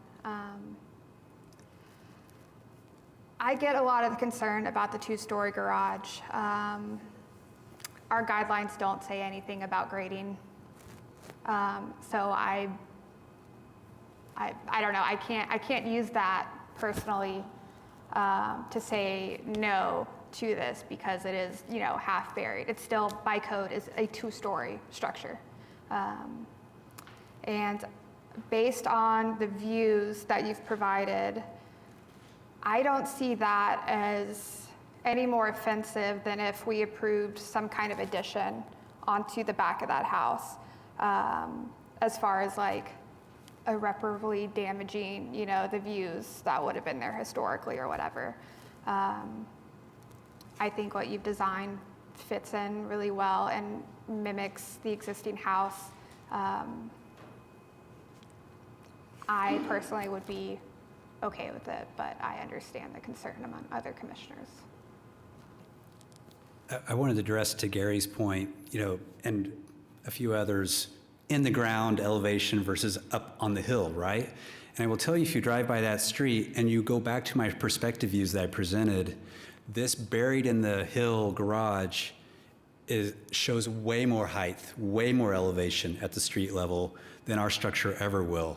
You will barely take note of this thing, given the dark color of the garage, given how far set back it is from the public point of view, given that it's so high up on the hill with the fence. The visual impact, I don't even know if anyone's gonna notice this thing goes up. I realize the neighbors are hyper aware of it, but this is not gonna become some towering thing, because when you drive 25 miles an hour past this house to the south, you see the towering garage in the ground. You're not going to look back into this property and see this dark structure that, even though it's taller, it just doesn't read that way. So I don't know. Everyone has an opinion on the buried garage. That's mine. So I have kind of a question, and maybe Marva can respond to this.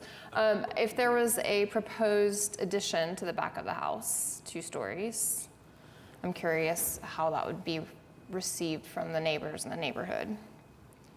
Instead of a 2-story garage, what if they proposed an addition to the house? If it meets the limits on what could be added to it, I would think that would be a legally accepted structure as long as it went through the proper approval. To Mr. Ramey and Mr. Wood's comment and Ms. Portier's, I think part of this problem we have with it is what David said earlier about, we know what this garage looks like because it's still there. It's a 1-story garage. And the ordinance is very specific about if you want to demolish a 1-story garage, you come back with a 1-story garage. I think we all think we're special, and our case is different, and we can show that we need this and we need that. And the ordinance allows you all discretion on things, but in this case, a bigger 1-story garage, I understand that there's some leeway on that, but it's a 1-story garage. And just totally disregarding the one that faces Walker. If we can call it a 2-story garage, but this is not a 2-story garage. If the applicant would like to come back with a proposal for an addition to the house, then I think we all know that that's a possibility, and we'll just evaluate that accordingly. But right now, we've got a one-story garage, and we think it should be replaced with a one-story garage. Yeah, I just think it's kind of strange that you can add additions, two-story, no big deal, but our guidelines do not allow for a two-story garage where it honestly is very minimally visible and would very much fit in lots of areas in the neighborhood. I think that's much less visible than an addition would be. Exactly, because the addition would be closer to the street, more prime on top of the hill, would be much more prominent. So Then I think we need to change the ordinance to allow for some of these things. I agree with that, I mean, Barbara. and right now, these are the rules we play by, and I think everybody should play by those rules. I agree with that. I do think there should be So, consideration for that. So Heritage Hills considers the one behind this a one-story garage? No, I mean, I think technically it is a two-story garage, but one of those stories is below grade. That's what I learned today reading the, But the Heritage Hills comments say there are no two-story garages abutting this property. well, there are no two-story above grade garages. I mean, if you have a basement that's 3 stories deep, would we call your house 5 stories? Technically, I guess it's 5 stories, but does anybody see those other levels? Well, you see both these levels. Yeah. You see it from Walker. Right. You don't see it from driving down 20th. And Walker is a grade on the street. It is. So you say there's only one story above the grade. That's not true. There is an entire side that is above the grade of Walker. On Walker. Yes. I have a concern that there's no preponderance of two-story garages on that block at all. That's what I have a concern about. I also have a concern with Heritage Hills putting in there that there are no two-story garages abutting the property. I have a concern with that because that's obviously just not true. Well, But I would- then maybe it should be written that there's no garages taller than a certain amount, Mr. Gaines. I don't know. Maybe that would be the proper way to phrase that. Yeah. So, and staff, correct me if this is wrong, that garage is irrelevant. I'm sorry? That garage, whether it's two-story or not, or how it's defined, is irrelevant. There's photographic evidence of an existing garage. There's There is an guidance in the guidelines for what you do in that condition. So we're getting hung up on a detail that is a technicality that isn't really at play based on the guidelines. So David, before I ever spend time and clients' money and waste your all's time, I talked to Katie a long time about, does this pass the smell test? Because I'm not going to go draw a two-story garage when the guidelines say no way. But the guidelines say there is a way because it is abutting another two-story structure. Like that was kind of the smell test last commission meeting.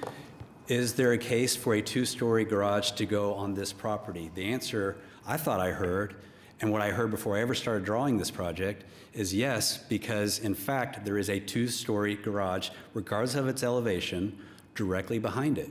And that meets one of the qualifications for a two-story garage, indifferent of what's sitting there right now. I have replaced one-story garages with two-story garages before. It doesn't matter how many are on the street per se. There is one right next to it. So I just want everyone to know, like, I didn't take a shot in the dark at this, like, maybe they'll not think about it and pass a two-story garage. In fact, there was a lot of depth and thought before ever taking this on. The reason we didn't place a garage just like the one you see on Walker is because per guidelines, you cannot move a garage from its original location any more than you have to. That's a deal killer right out of the book. So we played to the proper location, to the proper guidelines that allow for a two-story. And I just, while everyone's coloring this as, hey, there's a one-story there now, it needs to stay one-story, there are guidelines that allow for the structure to happen in a very appropriate way. Can you clarify those guidelines, Katie? So what we have for two stories is so yes, everything is predicated on when no photographic or other documentation is available. So yes, the starting point is when we know what the historic garage was, which in this case we do, you should construct a new garage that approximates the historic garage. Then we have the language about a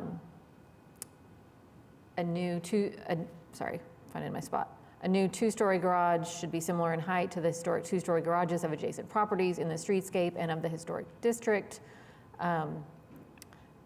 A replacement garage may be 2 stories tall when the original or historic garage was 2 stories, or if located in a block where 2-story or 1.5-story garages are dominant or occur on abutting property. New garages and blocks that contain only 1-story garages shall be 1 story. So the commission has at various times interpreted that language more and less flexibly to allow for, in certain cases where it was deemed appropriate, a 2-story garage, even though we knew or had reason to believe that the historic garage was 1 story. So the starting point is always, when we know what the historic garage is, that you approximate that historic garage. But the commission has, again, back to that discretion term, in certain circumstances, given preference to that language about a predominance of 2-story garages on the block or abutting 2-story garages to support going back with a 1.5 or a 2-story, even when that's not what was there historically. So, and I would say there's been some ebb and flow over the years and over different compositions of commissions on how tightly we interpreted that language. Please state your name and address for the record. Hello, yes, thank you. My name is Bailey Sparrow. I'm the homeowner for 442 Northwest 20th. I just have 2 main comments I would like to present to the commission and to the neighbors. Currently, as you can see, when you look at the picture facing the driveway, there's 2 cars on it. One's a Honda, one's a Tesla. Even those 2 compact cars do not currently fit in the garage size. That's why most of the time we're either parking there or on the street. And we're just trying to reduce the amount of street traffic, by parking there, because we do have 3 vehicles. So, having more space in the garage would definitely help reduce that. My second comment would be that we're focusing a lot on the 2-story garage behind us. But if you go down 20th, it's on the same block, 20th and Hudson. There is a 2-story structure there that I don't think has gotten mentioned quite a bit, that's at the same elevation level. It's a 3-car garage and it's 2-story. So it's just more,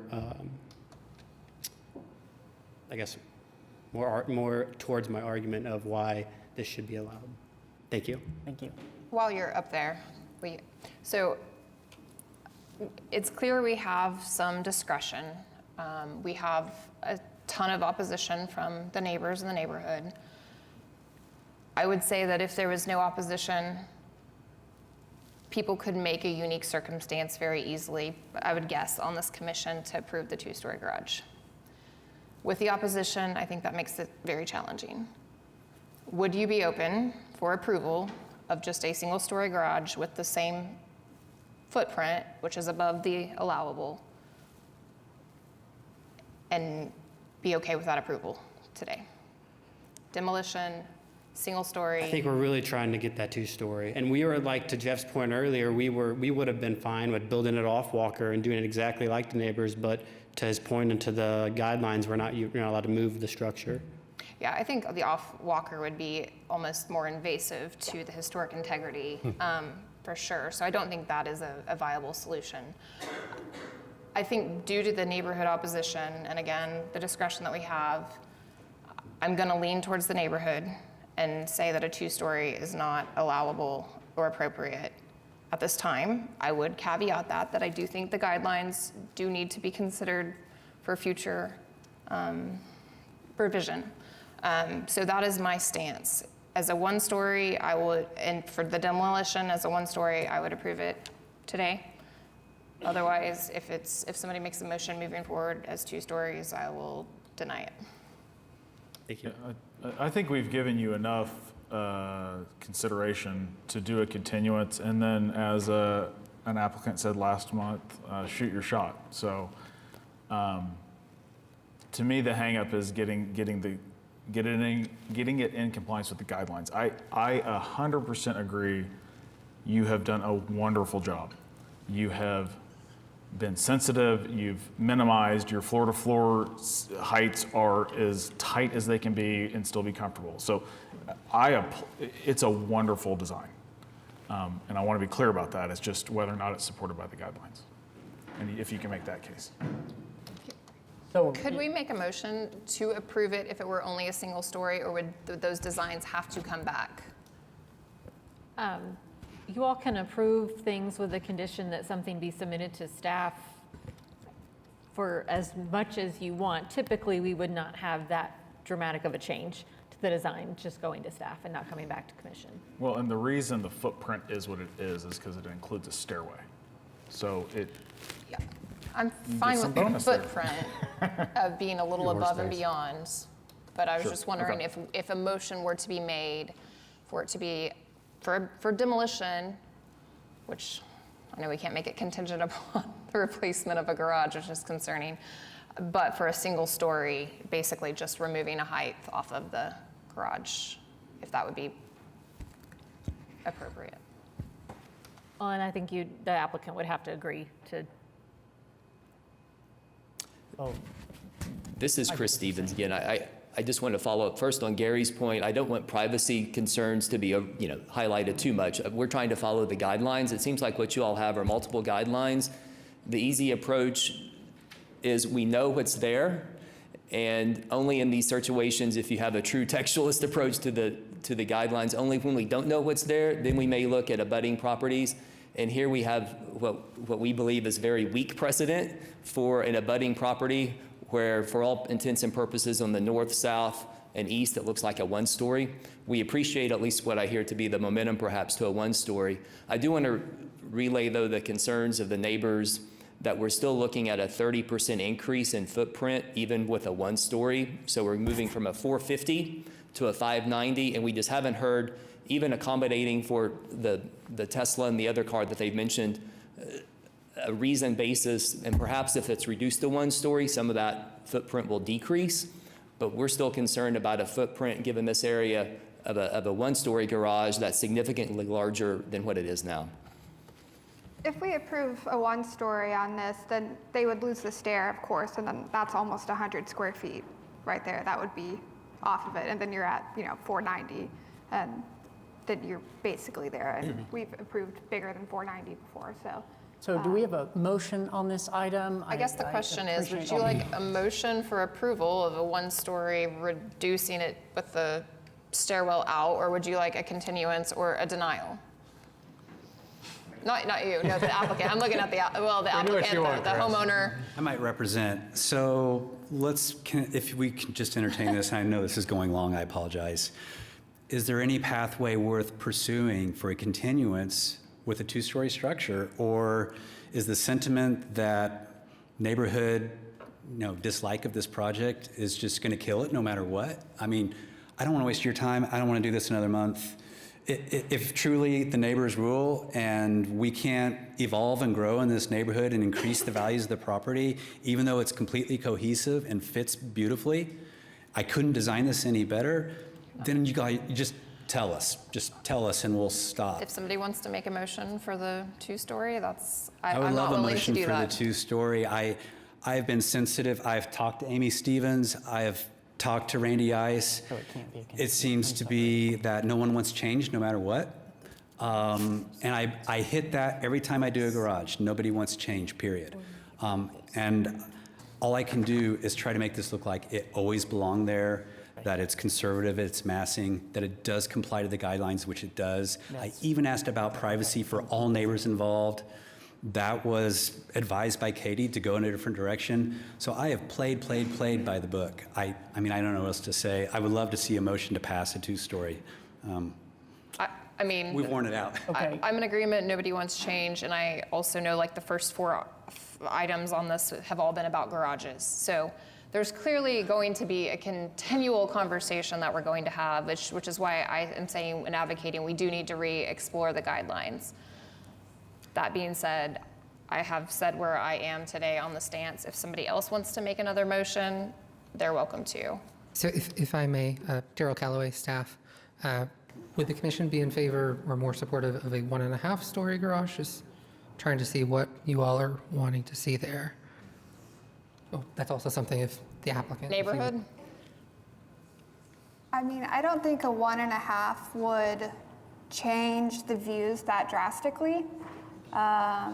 You're only losing a few feet And I personally already don't think that the views are crazy, but I think 1.5 is not going to make the neighborhood happy, and I don't think it's going to make the user or the owner happy. I think it's a weird middle ground that no one's going to like. I think it should probably be one or the other, personally. I can make a motion to continue, and And just we to can be follow back up, here next month, too. It's a 4-pitch, so it is so short. I can't even describe to you how short this is. It would almost be indistinguishable to a 1.5 story. All I ask is if it's continued, please educate us on the pathway that makes this work, or if we feel like the neighborhood sentiment rules the day, I would appreciate knowing that now so we can come back with something more suitable. I have a question, and I'm really being a friendly neighbor, because I think when you all bought the house, did you know your cars, did you not try to see if your cars would go in the garage? Shannon, Okay, don't go there. Okay. This item has gone on long enough. Commissioners, we've got to get this to where we need to go, but I need to bring Rita in here. Can you, I'm sorry to call on you, but I don't, there's a process here Yes. with how this comes back if it's continued. Your agenda lists 2 items. 1, demolish garage. 2, construct new 2-story garage. If you continue it, that is the item, those are the items that you continue. Those are the ones that you consider continuing. If, after visiting with the applicant, there is a desire to include on the next agenda a 1-story garage, then it could be brought back with that item as well. But the thing you're continuing is only what's on the agenda. If it comes back, then you would have 3 items if the applicant decided to request a 1-story garage. That's helpful. So I think with that notion, I will make a motion to continue HPCA 2500001 to the... It's either going to be May 7th or June 4th. If it's May 7th, materials have to be provided by next Tuesday. I'm going to say officially next Tuesday. I think we have an extra week since this is an early April meeting and that's a late May meeting. So, and this is essentially written. It's just going to be updating the staff report for whatever revisions the applicant makes. So we'll work with the applicant on what our drop dead cutoff is to get any new information. Well, and just let me know specifically what Yeah. the board wants to see next time. That would be favorable. I think the problem with that is, we're not going to go one by one and tell you exactly. Nobody was willing to make a motion for a 2-story, is what I heard. So I think that is probably evidence of the information you need. I would say that if the guidelines really clearly supported a 2-story, then, we would be able to get there without regard to the neighborhood's perspective on privacy or change. But since it does not, and there's such strong opposition, that personally does make me retreat to the guidelines. Okay, and I'm sorry, we still need clarity on which commission hearing this is being continued to. Would you like the May or the June? I'm sorry, there were a lot of dates. So I have X amount of days to revise for continuance, which would be a redraw. If by when to turn in for the most immediate May? If you want to do May 7th, you'd have to have materials in by the 8th? 8th of April? Hold on, I'm just doing the math. I'm not needed for this vote, right, regardless, because I'm trying not to Here.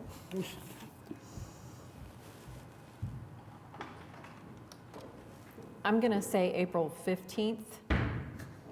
Okay, materials would be needed by April 15th if you want to continue to the May 7th. Look at you guys. You want me to try to revise this quickly and turn it? Okay. Okay, we'll shoot for May. The May meeting. Okay, we have a motion to continue to the May 7th commission meeting. Do we have a second? Second. Okay, commissioners, please vote in Prime Gov.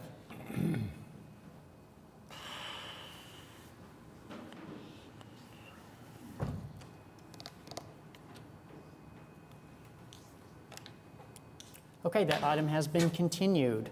Did you? Let me ask commission members, does anybody need a break? No, let's Can we keep going? I Okay. don't know. Yeah. Okay, HPCA-25-00003 at 611 Northwest 22nd Street. Katie, tell us about this. This is Mesta Park, Ward 6, consideration and possible action on application by Nathan Cow, Omega Investments LLC, For certificate of appropriateness to item 3, install carport elective. This was continued from the previous meeting. We have not received any additional information from the applicant at this time. I don't believe anyone is in attendance for this project, kind of scanning if somebody's indicating that they are. So with no applicant present and no new information, I would recommend another continuance, and that'll be their last one to the May 7th meeting. Go ahead. Okay, I'll make a motion for HPCA 250003 to continue to the May meeting. Second. Okay, we've got a motion to continue to the May 7th meeting, and we've got a second. Commissioners, please vote in PrimeGov. I get to vote. Thank you, Keith. Okay, that item has been continued. Next, HPCA-25-00008 at 816 Northwest 22nd Street. This is in Mesta Park, Ward 6, consideration and possible action on application by Jonathan Reinke, Living Spaces LLC for Warren Jones for certificate of appropriateness to 1, construct new accessory structure elective. This was seen by the commission previously and continued with some recommendations for revisions. The applicant has provided the commission with kind of an options A, B, and C. Staff would recommend, I think, approval of the third option. There are options 1, 2, and 3 in PrimeGov that kind of checks all or most of the boxes that the commission discussed at the last meeting. And we realized a little too late to make a fix that our drawings that are in PrimeGov are cut off right at the side. So we apologize for that. If one of these versions is approved, we will certainly work with the applicant to get drawings that are not askew, like what you see attached in the materials. Okay, is the applicant present? Hi, Warren Jones, 816 Northwest 22nd Street. Just regarding the drawings, John just stepped out, but he has paper copies of those if that would be helpful, those same drawings that were submitted. So thank you for your time. At the last month's meeting, it seemed like there were 3 primary concerns. One was about the width of the building compared to the primary dwelling. And so there's a document that shows that though we're close to the actual width, we are 3 feet short of the width of the home for this accessory building, so it is narrower. But what doesn't really show up on that bird's eye drawing is the mass of the primary home. We have 3-foot eaves on the primary home, and in addition, a porte cochere on the west side. So 3 feet extended east on the home, and 12 feet adding the porte cochere and the eaves on the porte cochere. So when you look at this house from 22nd Street, it looks a lot wider than 30 feet. So the 27 feet of the accessory building would, in addition to being mostly invisible because of the angle of the way the ground slopes down towards 22nd Street, it still would be quite narrower to what you would think of as the width of the house, where those pillars are on the outside of the porte cochere. So we think, though we haven't changed the width of the house, we just have more documentation about how this really will feel like a secondary structure from the street, certainly, and even from inside the backyard area. One of the other concerns that we heard at the last meeting was with that kind of porch area we had on the accessory building. So we've entirely removed that just to make it a simpler design. And it seemed like the third concern we had from the last meeting was that there were 2 doors facing the street, one from the guest quarters area, the kind of mother-in-law suite area, and another from the shop area. And that's, of course, very practical for us from a usability perspective, but it got me thinking about other buildings in the neighborhood. And so we did submit a document. It doesn't show up in what you've got for you, but we submitted a document on the 7th of March, where I went through and found, I think it's 10 or 12 different houses that have accessory buildings with doors that face the street, including one that I found behind the home at 1001 Northwest 16th, which is a new construction that was approved by you all 5 or 6 years ago. I'm friends with the owners there. And it like ours, has 2 just regular doors, not a garage door, 2 regular human doors that face the streets, just like ours. And So we would, as we said, we've got these three options. We would really like option number one that removes that, that porch area so it looks like a more secondary building, retains the doors on the north-facing side of that building so that they are just most easily used. And those doors will be invisible from the street because of the height of our fence, a 6-foot fence approved by HP. Because of the way the land slopes down, no one but us and our immediate neighbors from inside their homes would see those doors. I don't know if you wanted to add. Sounds like you covered it. Okay, thank you. Commissioners, what questions do you have? And just to highlight, and It's hard to tell what's going on. I think the door conversation went a little askew. Something was taken out of context from a previous submittal, but I agree with you. It's in your backyard. No one can see it. I personally would want to only see one door, but that's my aesthetic preference. I don't know that we should overreach there. If it's in their backyard, it's not public right of way. It has no bearing on historic preservation. I would say let you do what your preference would be in that specific case. Yeah, I think you guys have done, clearly you've done a lot of work to try and simplify the structure.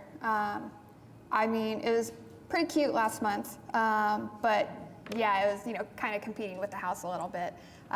So I appreciate the work that you guys have done. I'm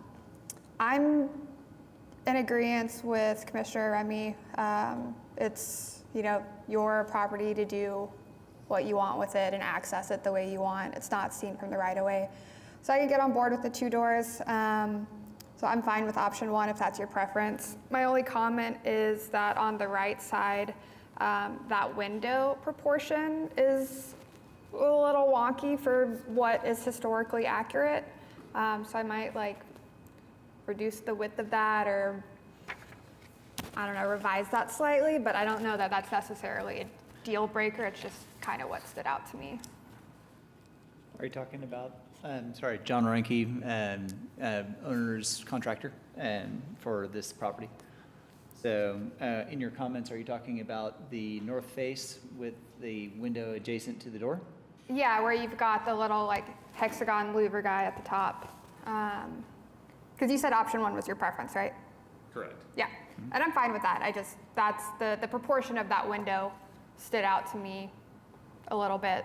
So not a deal breaker, but I would probably revise that personally.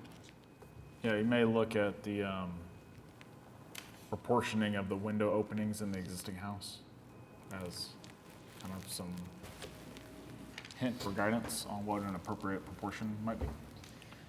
Just to ask, to clarify further, you're saying that that window looks too big to you? Just proportionally, it's off for what is historically appropriate. Normally, a window that wide would have proportionally been taller.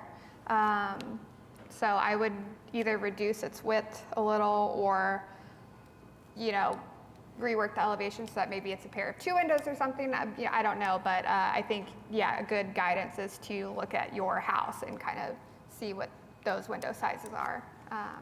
But right now, it's just not really a historical size of an opening, traditionally. Okay. Commissioners, any other questions for the applicant on this? It does appear we have some comments from the neighborhood on this one. It appears that they support either continuing or approving with conditions, but they do have a note about they have concerns with use of metal shingles on it. Is that? So yeah, the comments that was from the meeting prior to was regarding the metal shingles, which was one of the things we had proposed. Within the context of the original application, we had said that that was not a deal breaker for us, and we were ready to do with the architectural. And since then, we've done some looking into what the actual cost is, and it's going to be cost prohibitive. So our first choice has become a regular architectural shingle anyway. So we're kind of on that anyway right now. Okay. And if any of you guys want to see the shingle, there happens to be a sample in the hallway that I totally didn't bring today because that would be disallowed. Right. So. Okay, let me ask, are there any members of the public that wish to speak on this item? Okay, Okay, there are no members of the public who wish to speak on this. Commissioners, do we have any other questions, or do we have a motion on this?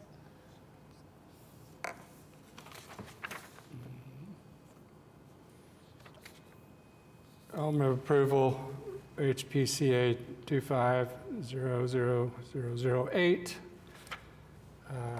Item number one. Yeah. Item number one, option number one. With, do I need to put with the construction jingle, or does that? Yeah, we can include that just to make it clear that it'll be a composition shingle. Composition jingle. Okay, we have a motion to approve with a condition. Do we have a second? I'm sorry. Can I interrupt if, because Can he, with an active motion, can he interrupt? Okay, perfect. so I was wanting new documentation submitted of the option, just so that it's clearly shown in the elevation drawings. It did not make it into my staff report, though, but I was hoping that it would make it into the motion. So with new documentation. Okay. With new documentation clarifying option number one and the use of composition shingles. Okay, thank you. Do we have a second?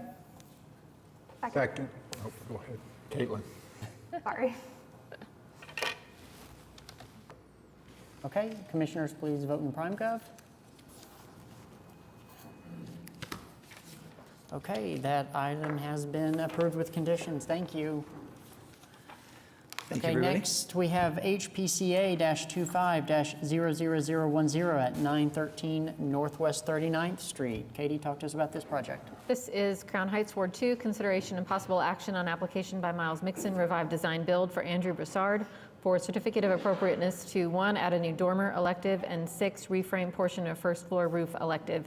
The commission approved a number of different items as part of this project at the previous meeting, but continued the addition of the new dormer. We also renoticed to call out as a separate item reframing the portion of the first floor roof below that had been illustrated. This is the house where they have kind of an unusual little Dead Valley water issue where the hipped roof comes out on the side, and then a kind of attic space that has been built out that they want to add the dormer there to make that more functional. So from that previous meeting, the applicant has revised the design to keep the first floor projection roof as a hipped roof, matching the condition that's there now. Previously, that was shown as switching from a hip to a gable. And then has reduced the size of the proposed dormer to be more in keeping with the proportions of the other hip roof projections that are historic on the structure. Staff did think that could still shrink down a little bit more to be more at the same width as the other kind of projections on the house in the same proportion, but it's much closer than the initial proposal, and the windows are all the same size now, which I think also enhances the compatibility of it.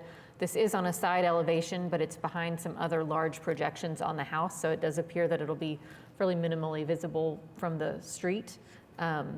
So you've got, I think, a recommendation to approve with some conditions related to that dormer addition. Okay, the applicant's present. Please state your name and address. Miles Mixon, 824 Northwest 38th Street. Okay. Are you open to the condition? Yes. Great. Yeah. Anybody else want to speak?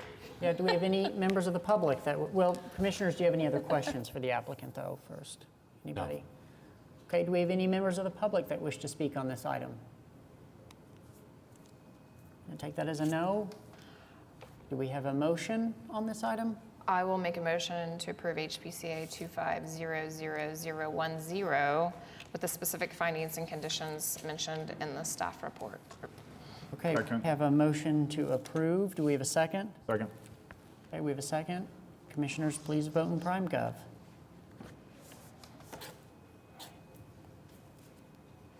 That item has been approved. Thank you. Thank you. Thank you. Okay, next, HPCA-25-00021 at 104 Northwest 20th Street.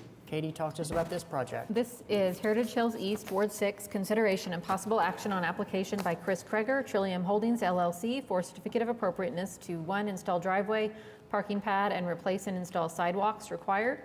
2, replace front porch floor required. 3, repair siding and windows of historic dwelling in kind required.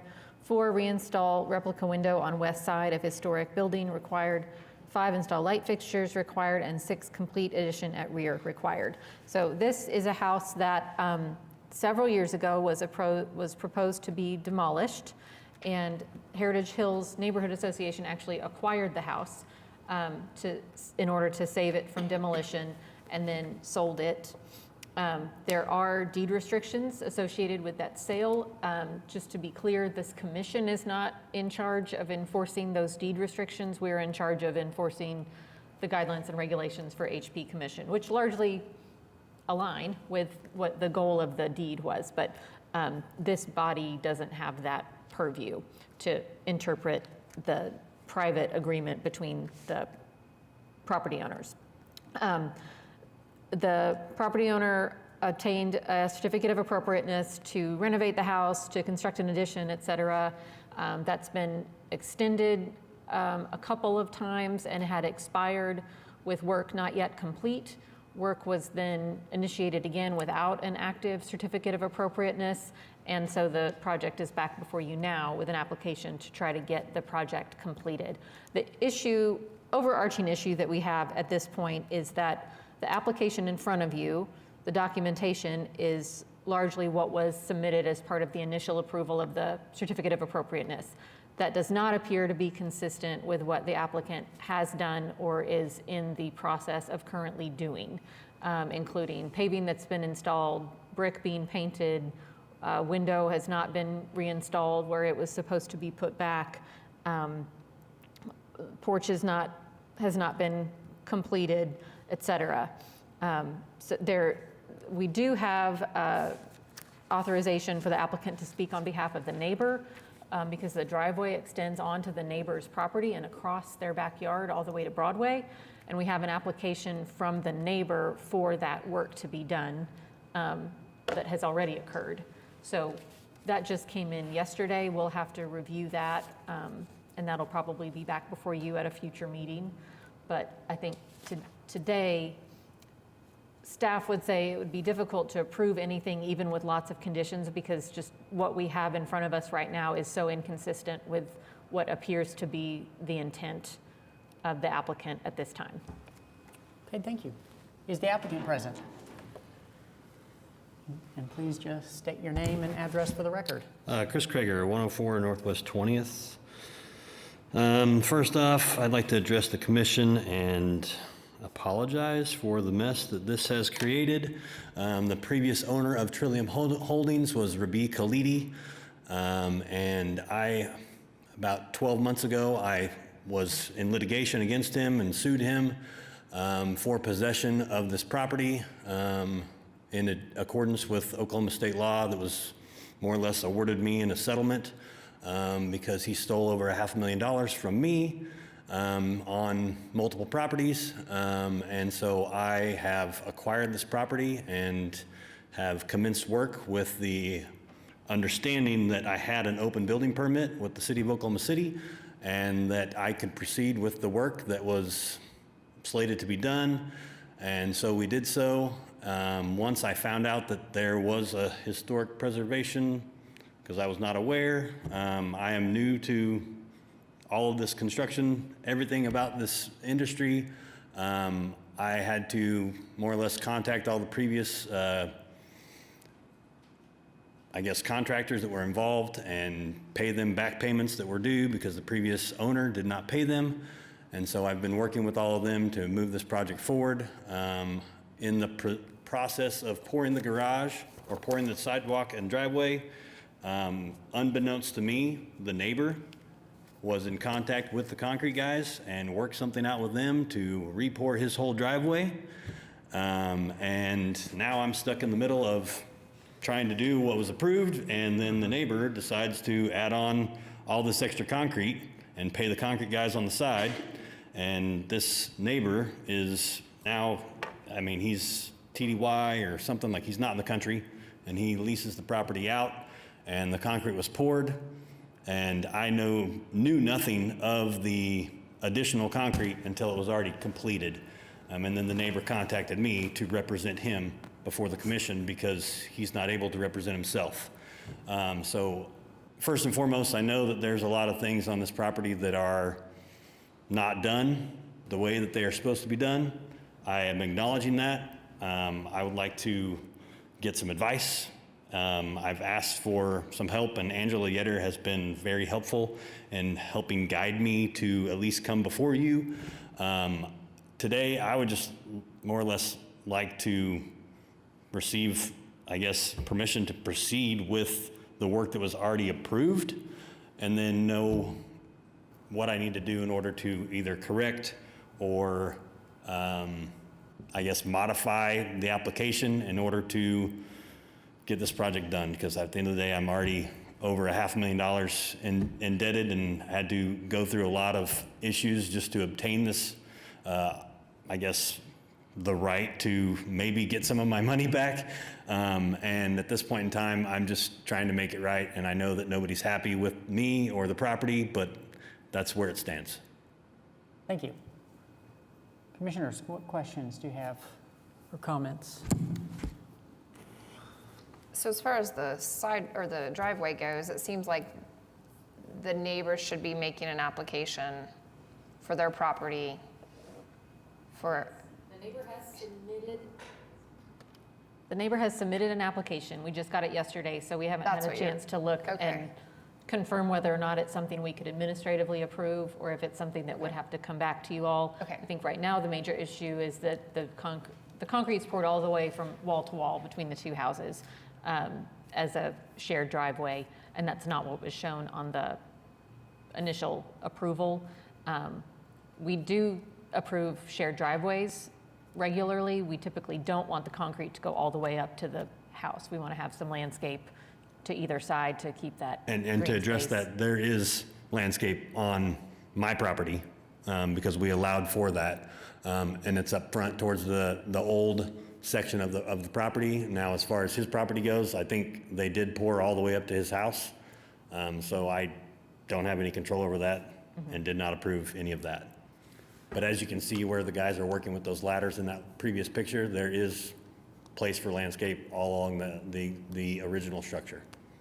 Is the seam that you see the property line, the seam on the concrete? I believe so, yes, sir. Okay, and do you know if that seam goes all the way through? I'm just saying, at one point I had an issue regarding a shared driveway, and we had a concrete company come and actually cut it so that there was a clear line along the property line of the separation, because it seems to me like your neighbor entered into his own contract with the concrete company when he contacted them about pouring. Correct, and I think it was all, I know that it was all poured at the same time. Yeah. And then the issue that is really prevailing, and like, in my opinion, the biggest issue is with all this prevailing rain and everything that we have, the approach was not poured. And the reason why it was not poured is because I was actually out of the country, and I guess a neighbor came by and more or less shut the whole project down and told them not to pour. Without pouring this approach, it's actually creating more possible damage and more, in my opinion, for erosion control and for all that sand to just wash out down the street and become an even bigger issue. So I think that approach really does need to be re-poured as soon as possible. And if I can get at least permission to do it, if you tell me I need to put a gap of dirt in between the two driveways, I'll do whatever is necessary to do. I just want to get it done in the right way. But we can't really do that because I don't know how that works. I guess he could pour half of it and leave a gap and the other half wouldn't be poured. But we can't tell the other house what to do. Right, yes. That's correct. I mean, I don't care what he does. I mean, that's up to him. I mean, I just would like to pour my driveway. I mean, I know he wants to get his poured as well. My concern is the erosion control and then getting fined for having open dirt and open sand and causing issues there on Broadway, which is my biggest concern at this point in Erosion time. under your driveway. Do you know the width of the approach?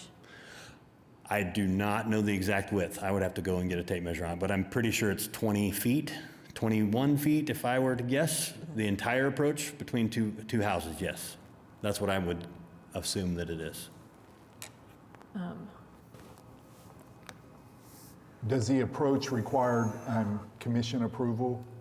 So the approach in particular requires a right-of-way permit because, Okay. and the sidewalk requires a right-of-way permit because you're in the public right-of-way. Correct, and that That's- has already yeah, been that's why that filed with got- the city and the county as well. So they stopped it because there was no CA on file for the right-of-way permit, and that's why they Okay. got stopped from pouring. I was concrete. told that a neighbor stopped it, and that, Someone reported it, got it. and then once Public Works realized that they had issued the right-of-way permit in error, they sent an Okay. inspector out and said, stop your work. Okay. It's not approved. So the commission could approve the pouring the approach. I think the issue is we don't know how wide it is, and therefore we don't know whether or not it meets the guidelines and is appropriate. We do know that there was a curb cut here historically. Yes. So if it's within the range of what was there previously, then that's something that would be appropriate and that we would have administratively approved them to put back. And what would that appropriate width be? Because then can I verify what that width is and then send that to you with You all with could the approve condition that of approval? with the condition that the applicant verify the width of the approach and that so long as it's not exceeding, I mean, basically for a shared driveway, we would let you go up to the width of 2 driveways typically. But you all could set kind of as long as it's no wider than XYZ, they can proceed with the Well, wouldn't it approach. look more normal if it was the same width as the driveway? But we don't know if those driveways are going to stay that size on Right, their side. right, yeah.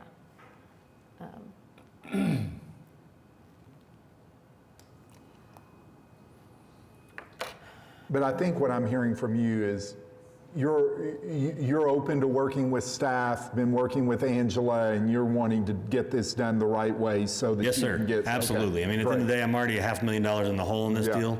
What's another 20, 30, 40 grand? Like, I just need to get this done. So I would like to move forward with the previously approved certificate of appropriateness that was already approved. It has the windows, it has the doors, it has the lights, all those things have been approved.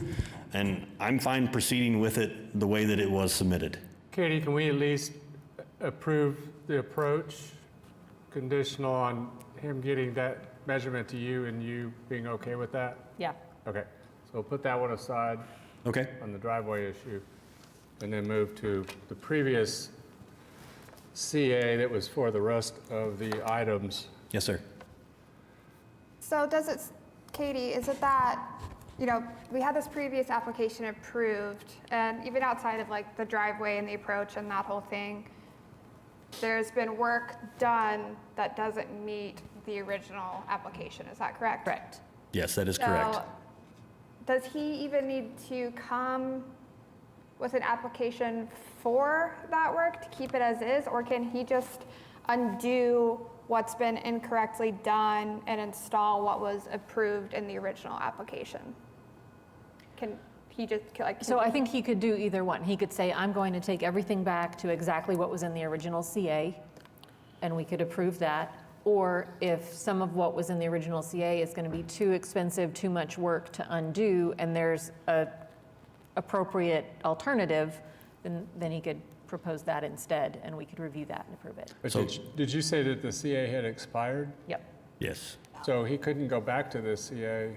Well, Right, I mean, an easy route would be to say, here's all of the stuff that you approved before, I'm going to do exactly this. Just in a new And it would be an easy review for us to say, we've approved it before, it's still appropriate, and we're just issuing a new CA for New the CA. previously approved work. The two things that are under question that I think you're referring to, Caitlin, are the window that was on the west side of the home. Whenever I took possession of the property, that window was not in place, and the windows have already been replaced. So it's this window that's right there to the right of that window, above that gas line. There was historically a window there, and the commission asked for the window to be put back. That has not been done. In order for me to do that, if you demand that I do it, I will do it. It's going to take another couple months because these windows took almost 3 months to get. Right. But if that's what you want, that's what I'll do. I'm not here to oppose anybody, but if it would be allowed not to put it in, I would really like to not have to wait another 2 months on a window. And I really don't think that historically that window is appropriate or necessary for the home, because there are a lot of windows still in the home that we replaced with like, kind, and quality of the previous windows. The other main issue that I was made aware of, and I take full responsibility for and would just like to know how you would like me to address it, is the painting of the brick.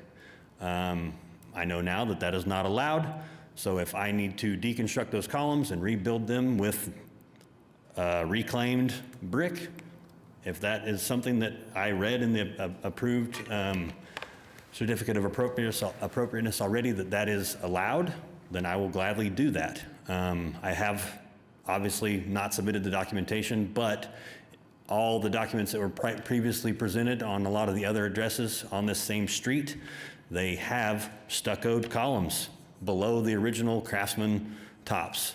So I would propose that I just be able to stucco those in a like kind manner and quality to more or less keep with the look of the neighborhood, to make it look right and of good quality.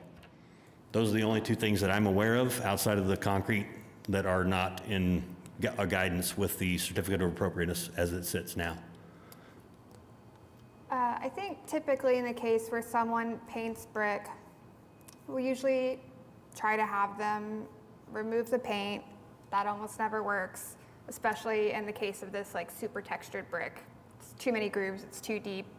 You'll never get all the paint out. I actually spent 4 hours trying to get it off of Yeah. about a 12-inch section, and it was not successful. And yeah, we understand that won't come off, but I think it's probably better to still have the original brick that was built as a part of the structure, rather than cover it up or deconstruct it and put something new up, even if it's just now painted. It's a bummer that it's painted, but I think I would rather still see the original brick than either replace it or stucco over it, because it's original to the structure. Okay. Now, it's a question of what we do on the chimney over there that's half painted.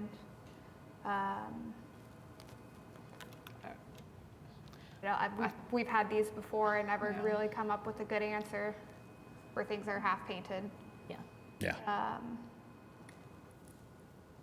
Katie, what's our advice there? Because like we can't tell you to paint it. We can't tell you I totally to paint it understand to that. match, but like, yeah, it's kind of a bummer to look at there like that. So I don't know. Katie, I know you say you attempted yourself. Have Yes, you sir. contacted anyone to see about the paint removal? So I have actually spent about 2 to 3 hours on different phone calls. The methods that are used to remove that paint aren't really allowed in this area. The only method that I've found is to use dry ice blasting that would be approved for historic preservation. The only dry ice blasting machine that I can find is about 680 miles from here. And that's something that Sunbelt Rental is willing to bring in. And I mean, they're estimated that it'll take 3 to 4 days to remove said paint. They give me no guarantees. But that's, from my research, that's the best option that will work, and the only option that the paint supplier has recommended that would work on a historic brick that would not damage the environment or cause sand to be blown everywhere, or paint fumes and everything to be blown throughout the yard. And that's something I'm willing to entertain if that's what you want me to do. I just need some guidance there. I would be concerned with a brick that's really textured like this, Yeah. that any sort of blasting, any sort of abrasive method is going to ruin that texture to the brick. I totally agree. I mean, if you get a real close-up of the brick, the whole brick has actually got a little strange cross pattern in it. And even with a very fine brass wire brush and some chemical paint remover, very little of it comes off. So the other thing that I would say we usually advise people to try, there's, what's the company's name? I will look it up for you, but there's some topical products that you put on the brick leave it on. Some of them, it says to put like plastic wrap over it and like tape it onto the brick, let it set, and then peel it off or rinse it off, and that dissolves the paint instead of it being an abrasive, scratching, brushing kind of material. And there's products out there that are made exactly for this, for getting paint and other coatings off of historic masonry. Okay. So we could perhaps. Have you seen it actually work, Katie? Yeah, I mean, at the end of the day, I see your point, I've used but it on mine, but then you still have to use an abrasive type thing. there are many other homes that are adjacent to this home that the brick's painted. Yeah. I mean, there's a lot of them where the brick's painted. And if it's done correctly with a masonry paint, it looks good. It lasts for a long time. And honestly, I recommend just painting the brick because almost every house that is adjacent to this home, the brick is painted on So, those front columns. Actually, painting the brick is not on the agenda. It is Because not. that's something that we just discovered. Correct. So that is Take something that that one we'll off have the to bill. deal with after the fact. But we can work with the applicant on what the best approach is I was here to going to say, have you guys actually sat down and walked through all the items that either need to be modified and perhaps make consideration of it coming back to us for approval despite it not meeting guidelines? Yeah, so I think. So I've went through all that with Angela, Okay. and we've gone through every line item, and I more or less have agreed to Okay. comply with the previous certificate of appropriateness. Okay. The only exception that I asked for, and she said that she was going to put those on, was the window. She said she was going to put the window and the concrete on for today, and then I would have to come back at a later date to talk about the painting of the brick and anything else that was not in accordance with whatever else I'm doing incorrectly. So the application before us reflects that? Yes, I The believe so. approved application that I have. Like the one that's like currently, not the previously expired one, but his. So what you basically have is a copy of the previously expired one. Okay. Correct. And more or less, I'm just resubmitting that Okay. exact application that has already been approved. So that way we can proceed with all the work that has previously been approved and then address these two, or these three issues. Hopefully the window and the concrete today, which I thought Angela was putting on the documents, but then the painting I can address next month. She told me I had a week to kind of put some documentation together for that. So the driveway's on here, reinstalling the window is on here. So I think you all could approve the driveway and concrete to be consistent with what was approved previously, with the condition that the applicant get dimensions of the approach to Yes, ma'am. staff, and that we verify that that's an appropriate width. I can make that motion now if you want to get that off the table. Okay, let's do that. Let Let's me get ask the- though, we need to get do the- we yeah, do we have public. any members of the public that wish to speak on this item?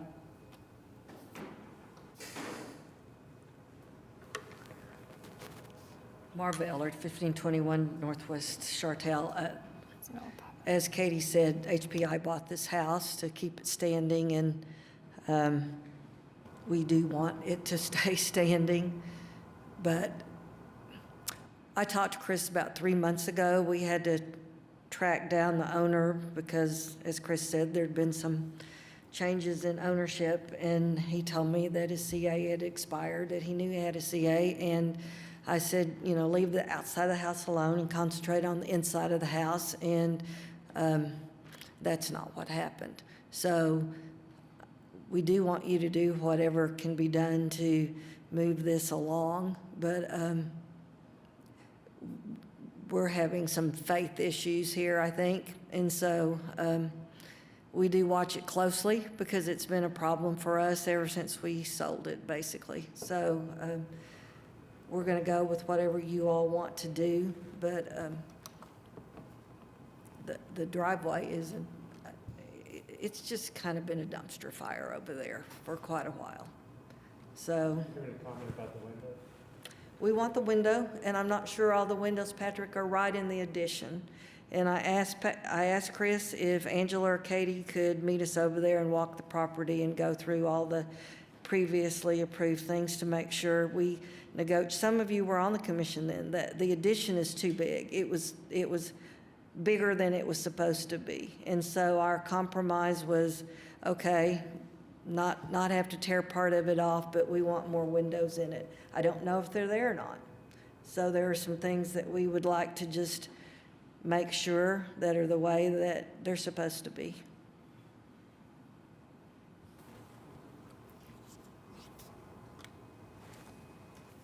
Yeah, I think we have to move forward with the driveway to at least get it taken care of, administratively approve it, work with staff, make sure it's appropriate, and I do think we got to add the window back. As from our earlier case today, Yep. we're not really in the business of letting people board over windows. They were there for a reason, unfortunately. I'm totally willing to do that. I mean, whatever we need to do to move this forward, I mean, I'll go order the window. So just to clarify on the concrete work, because it looks like the formwork is set up to not align with the driveway. Just want to point out in the previous. And the reason why is because we had to keep that width of the maximum 20 feet.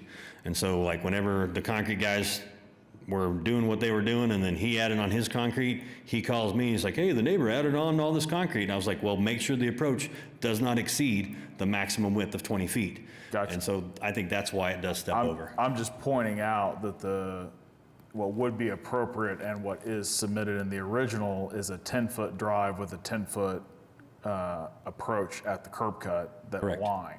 Correct. So because it sounds like, I'm just guessing, there's going to be some concrete removal happening, likely. You don't want that approach to be incorrect relative to what we don't know is going to happen on the property next. And I totally agree, and that's why I want to verify that and get that information over to Katie. And then if I need to make that approach smaller, and then I guess I'm open to suggestions as far as like the rest of the concrete, and I'll have to get with the adjoining owner. And I just want to point, what I'm saying is what is appropriate is that it aligns. Yep. Yeah. But I think for today, we can make a motion, and I'll make a motion on HPCA-25-0021 on number 1 to install driveway pad, install, I don't know how you want me to term that, or just to approve the approach? The sidewalk's fine. We don't have any issue with the sidewalk. They're just kind of tied together. Okay. On the condition that the information is submitted and approved by staff?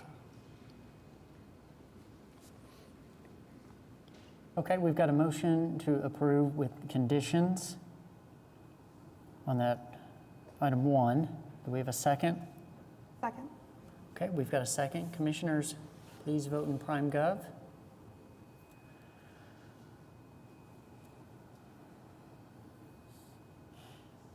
Okay, item 1 has been approved with conditions.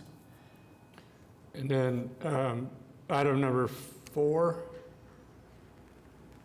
I move to approve reinstall replica window on the west side of historic building.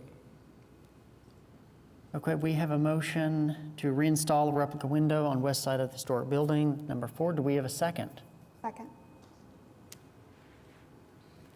Okay, commissioners, please vote in Prime Gov. And the rest, you'll just have to get with staff and work with them on that. Okay, I did have one quick question. As far as a fence goes on these property, there was no fence on this property whenever I acquired it.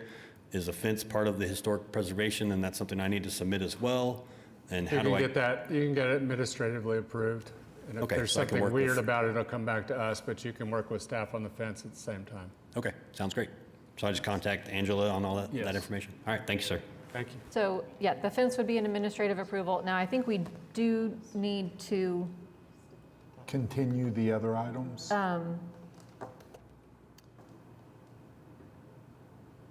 If they're on there, I guess we need to. We've got to either approve the overall continue. CA, right? What we can do is continue these, and we can work with the applicant in between now and the next meeting, or perhaps we continue it for 2 meetings. Some of this, we should be able to approve administratively and get that off the But I'll off the table. I'll just continue those, and then they can work Okay. with you on those. And we could continue to May 7th, just so And, that. and who do I work with So administratively? With you, you Katie? can contact me or contact Angela. Okay, sounds Yeah. great. Thank you very much. Appreciate your time, Commission. So I make a motion on HPCA 25-00021 on items number 1, 2, 5. Is it 2? Two, Because didn't we just do 3, one? 5, and 6. 2, 3, 5, and 6 to continue to May 7. Okay, we have a motion to continue items 2, 3, 5, and 6. Do we have a second?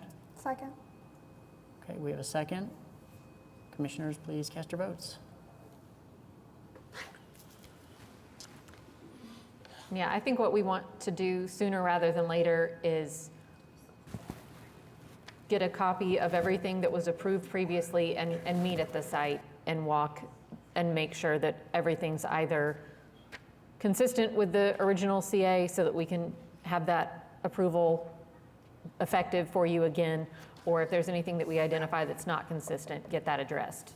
And then do I just schedule that on-site visit with you? Or? Yeah, if you'll email me or email Angela, we'll get something set up, and then if the neighborhood wants to join, I think that'd be fine. And is that something we need to schedule pretty quickly to get Yeah, on the let's May do that. 7th Let's try docket? and do that quick, yeah. Okay, sounds good. I'll send you an Okay. email. Thank All you. right. Okay, thank you. Okay, next item, HPCA-25-00026 at 617 Northwest 21st Street. Katie, tell us about this project. This is in Mesta Park, Ward 6, consideration and possible action on application by Rochelle Scarborough for a certificate of appropriateness to 1, replace front door elective, 2, replace kitchen door elective, and 3, resize and replace window elective. Staff has recommended approval of item 2, replace kitchen door. That meets all the applicable guidelines. Quorum, right? Yeah, okay. We have recommended a continuance on replacement of the front door. The proposed door is fiberglass, and the guidelines state that front doors should be wood unless we have reason to believe they were some other material historically. And then we've also recommended continuance on resizing and replacing the window. This window is located forward of the rear portion of the house where we would typically accommodate changes to window sizes. And the proposed new size does not appear to be consistent with window sizes and proportions on the historic structure. Katie, thank you. Is the applicant present? Yes, that's Okay, me. please state your name and address. I'm Rochelle Scarborough. My address is 617 Northwest 21st Street. Okay, thank you. Tell us about the project. Yeah, so we are in the process of just renovating the kitchen, and we need a lot of storage in there. It's very small, like normal historical kitchens. But that window is kind of a little bit lower than the adjacent stained glass window, so we're hoping that we can, instead of just removing it, we just want to kind of resize it, shorten up the height so that we can fit some cabinets below. That would be the best solution. And then also replacing the doors because they're just a little wonky. Okay, thank you. Commissioners, what questions do you have for the applicant?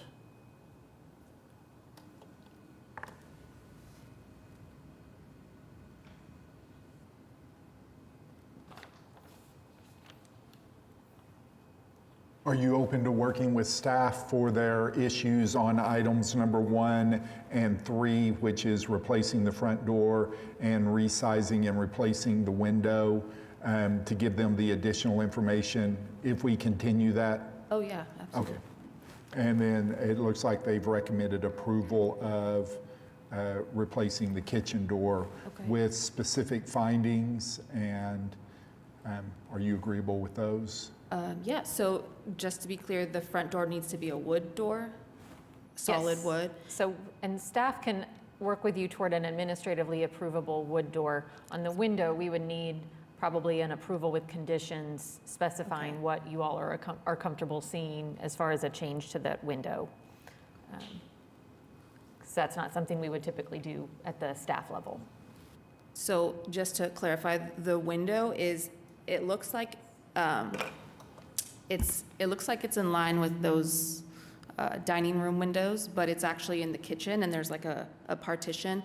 I don't think there's an interior shot, but so if you were to see it, it would be like the stained glass window is like right here, and then the window that I'm proposing to shorten is like down here. So really, I'm just gonna make it even, and I see how the issue that it lines up with the other windows.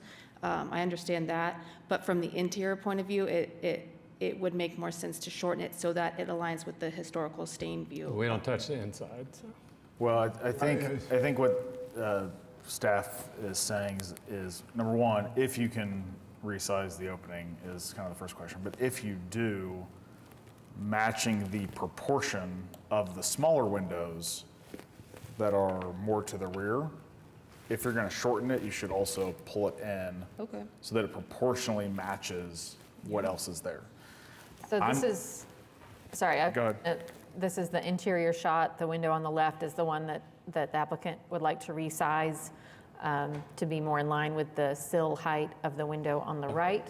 And then try not to do this fast and make everybody dizzy. There's Halloween decorations. Always nice when we get seasonal. And then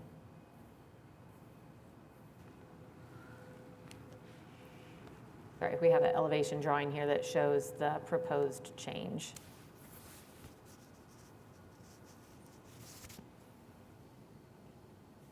So that's the existing window in the dashed lines, and then that's the proposed, and then that's the proposed change. So they're proposing same width, sill height matching the window to the left of it. Yeah, I agree with Commissioner Remy that if we do approve the resize, it would want to be, I think, the same proportion as the stained glass. Just because A, that's not really a historical proportion as it's shown revised, but B, I think it would, just look better to have those two as matching when all of the others, like, each have their own pairs. I love it.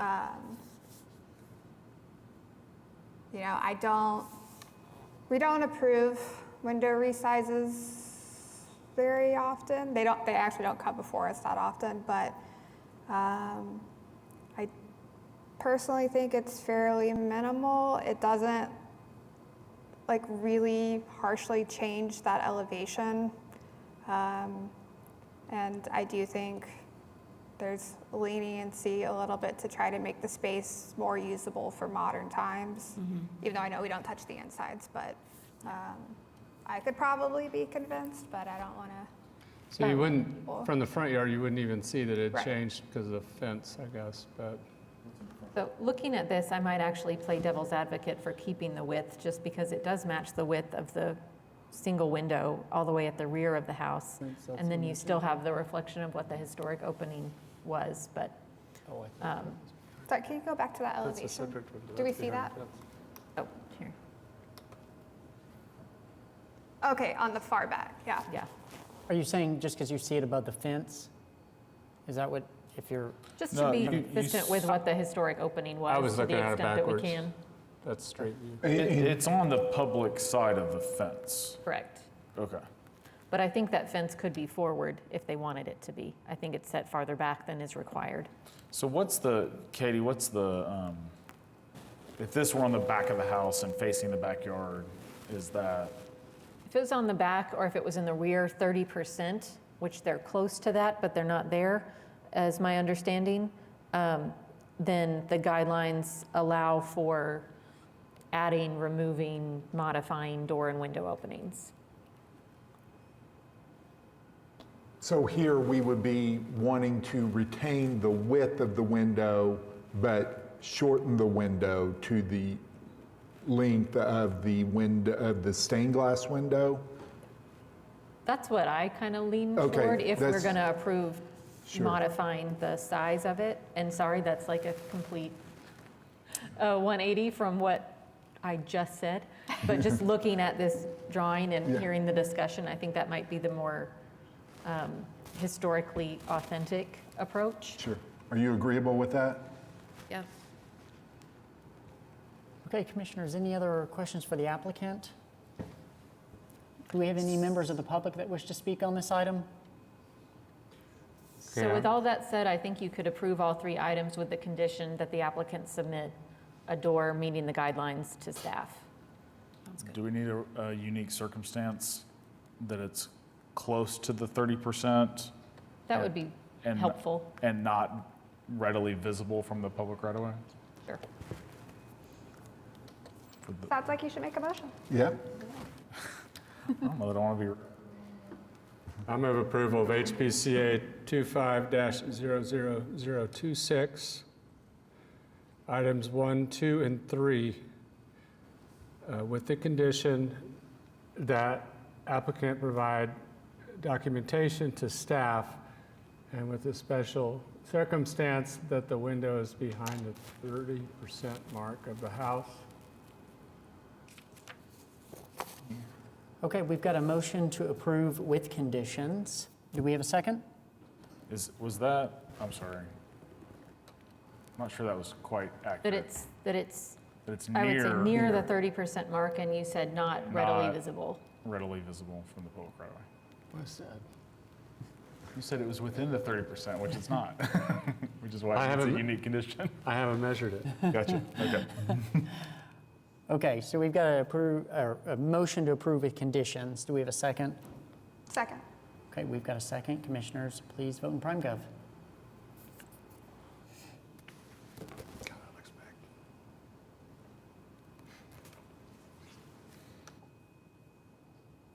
Okay, that item has been approved with conditions. Thank you. Thank you. Okay, well, it's been a marathon. We're almost through it. Final individual item for consideration, HPCA-25-00028 at 628 Northwest 16th Street. Katie, talk to us about this project. This is Mesta Park, Ward 6, consideration and possible action on application by Britt Portree, James Gray Homes for Forrest Wilson for a certificate of appropriateness to remove pavers in backyard and replace with more limited number to reduce site coverage, replace existing exterior lighting with fans, lights, and gas sconces, and install fixtures at new locations, replace front door, replace concrete urns with copper lions, blast paint from all existing brick, remove 2 chimneys, relocate windows at east side existing addition, replace siding as needed, demolish 75% of east side existing addition and porch, remove existing openings at east side, including windows and doors, replace rear French doors with single pedestrian door, remove windows from south elevation and install pair of French doors, expand rear landing at roof, floor, and steps across the south with Trex as proposed material, construct addition at east side of the dwelling, and construct separation between dwelling and garage apartment, and then replace lattice skirting at front porch with wood skirting, elective. All those items are elective. So that's lots of items. It's an overall renovation to the house and a proposed addition. Staff had no issue with the removing the pavers in the backyard, but as you go through the staff report, there were various concerns about each of the remaining items. Some just relate to not having full documentation of the materials proposed. Some were things that were not consistent with the guidelines. And then the overarching, I think, issue is that the addition proposed at the side of the house, staff did not feel was appropriate or consistent with the guidelines. And most of the other work ties back to that addition. So we recommended continuance for all items but that item 1. Okay, thank you. Is the applicant present? Yes, yeah. My name is Britt Portree. The project address is 628 Northwest 16th. I also have my client, Forrest, here with me to answer any questions that you guys have. Okay, fantastic. Do you want to tell us a little bit about the project? Yeah, so Forrest and Ashley and their 3 girls just moved here from Texas, and they are a growing family. This is their new home and their forever home, and we're thinking about aging in place also. So our goal is to bring the primary bedroom to the first story, which constitutes the 500 square foot addition. We wanted to do the addition in the rear, which was more preferable for the commission, but there's a pool in the back, and so we want to work with historic preservation to go off of the east side of the property while giving back a little bit more lot coverage and building off of an addition that I don't think was approved with HP. I could be wrong, but there was a large remodel that was done sometime between like 1987 and 2011 with the previous homeowners. That was an addition on the south side of the property and the east side. Thank you. Yeah. Commissioners, what questions do you have on this?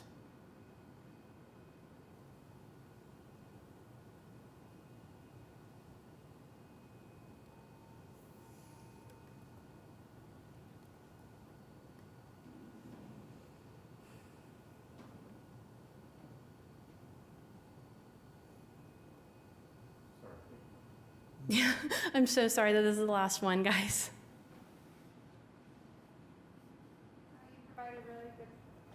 Sorry, you provided really good plans. There's more information here than we usually get, so. Sure, yeah, and I also want to say there was a little bit of a miscommunication. We are not proposing item 3, 15, or 16. I'm not sure why that got put on there, but just, yeah.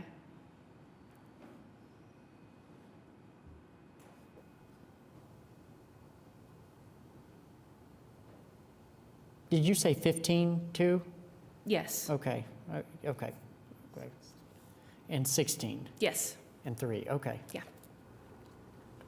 How do they just withdraw it? Withdraw those items? We'll just Okay. record that as having been withdrawn. Okay. Thank you. I don't know if my mic is working. I'm not really sure where to begin. My general, just overall, without getting into any of the elements, I sort of question how well the addition stitches in with the existing house. Sure. I think it's gonna compete with the historic instead of enhance or match. It's just kind of my initial knee-jerk reaction to it. Yeah, we're not looking to compete with the historic structure. That was, and like Katie said, so many of these things that are being proposed today tie back into the addition. So for example, the reason why we wanted to remove the paint off of there are 3 chimneys, 2 of them have siding on them, like lap siding, and then the third one has brick. We wanted to have that brick complement the reclaimed brick that we were going to use for the veneer. As a way to tie into the structure. But we are open to suggestions to make sure that. Well, and this is just my opinion. Brick being a heavier material visually is going to tend to dominate and overtake the predominant material, which is siding and the paint, I think. And then like everything is a hipped roof and the addition is a gable, but then from the street, you're gonna end up with a lot of just roof kind of facing. So just wanna. I know, I really appreciate that comment. That's something that our team has been going back and forth on of what would minimize it. We did discuss gabling that front elevation, and I didn't want to add too much to the design so that it could tie in, but if you guys disagree, then we're game. Well, I think the issue that you run into is, and it's a challenge. So I don't mean to be dismissive or. I think it's a difficult challenge because you've got a 2-story building and your roof proportion is generally 1/3 to 2/3, and then now you have an addition where your proportion is roughly looking 50-50. So I think that the proportioning of the 2 is not cohesive.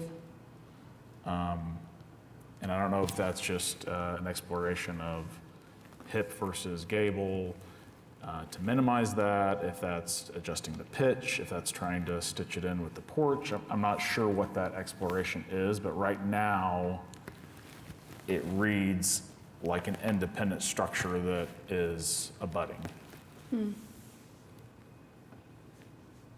I tend to agree on the brick. I think the brick is a really beautiful accent on the front at the columns. But I do think it feels heavy for the addition, because I think as it was designed, the brick was truly just an accent. And I think any addition would need to kind of keep that same language. So I think the wood siding would probably be more appropriate there if you guys are open to it. And then the other thing for me,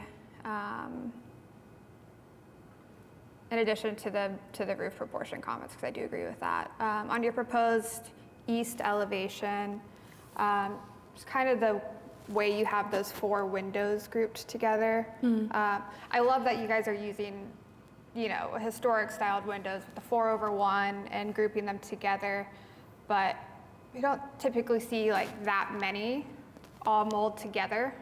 And historically, so I don't know what's going on in plan there, but if there's a way to either reduce that number or do like a 2 and 2, I think that would help that feel a little more cohesive for me personally.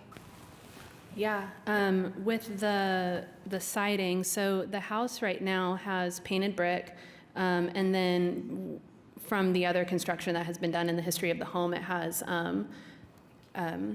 lap siding and what look like painted cedar shingles. Is there any guidance on what you guys would want to do?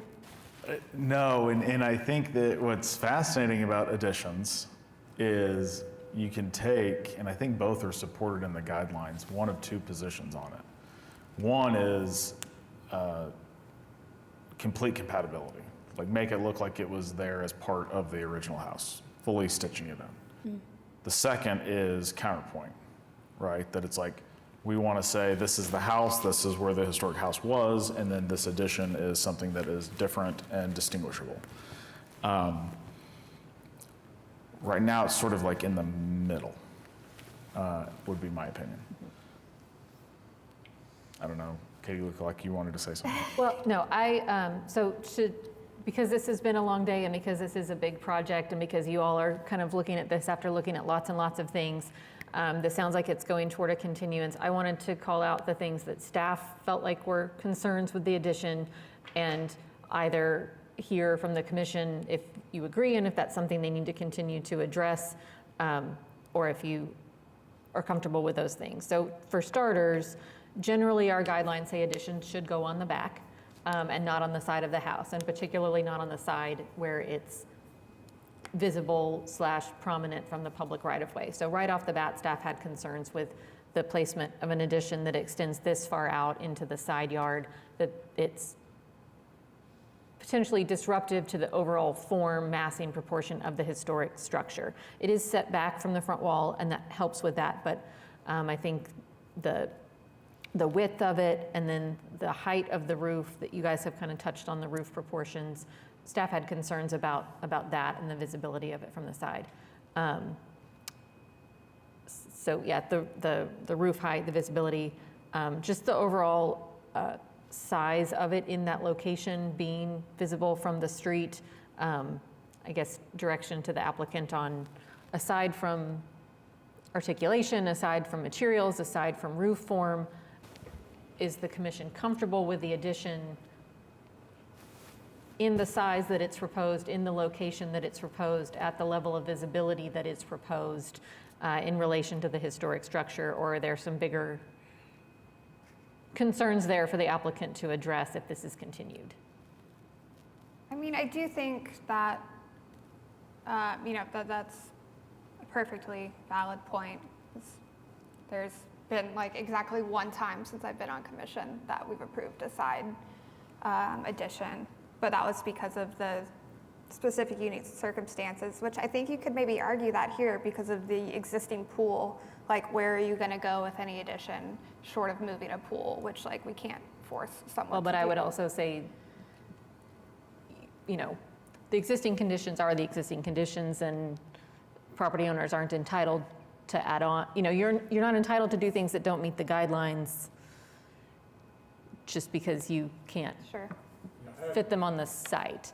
I have some concerns with this one just because how it totally changes the aesthetic structure of the house.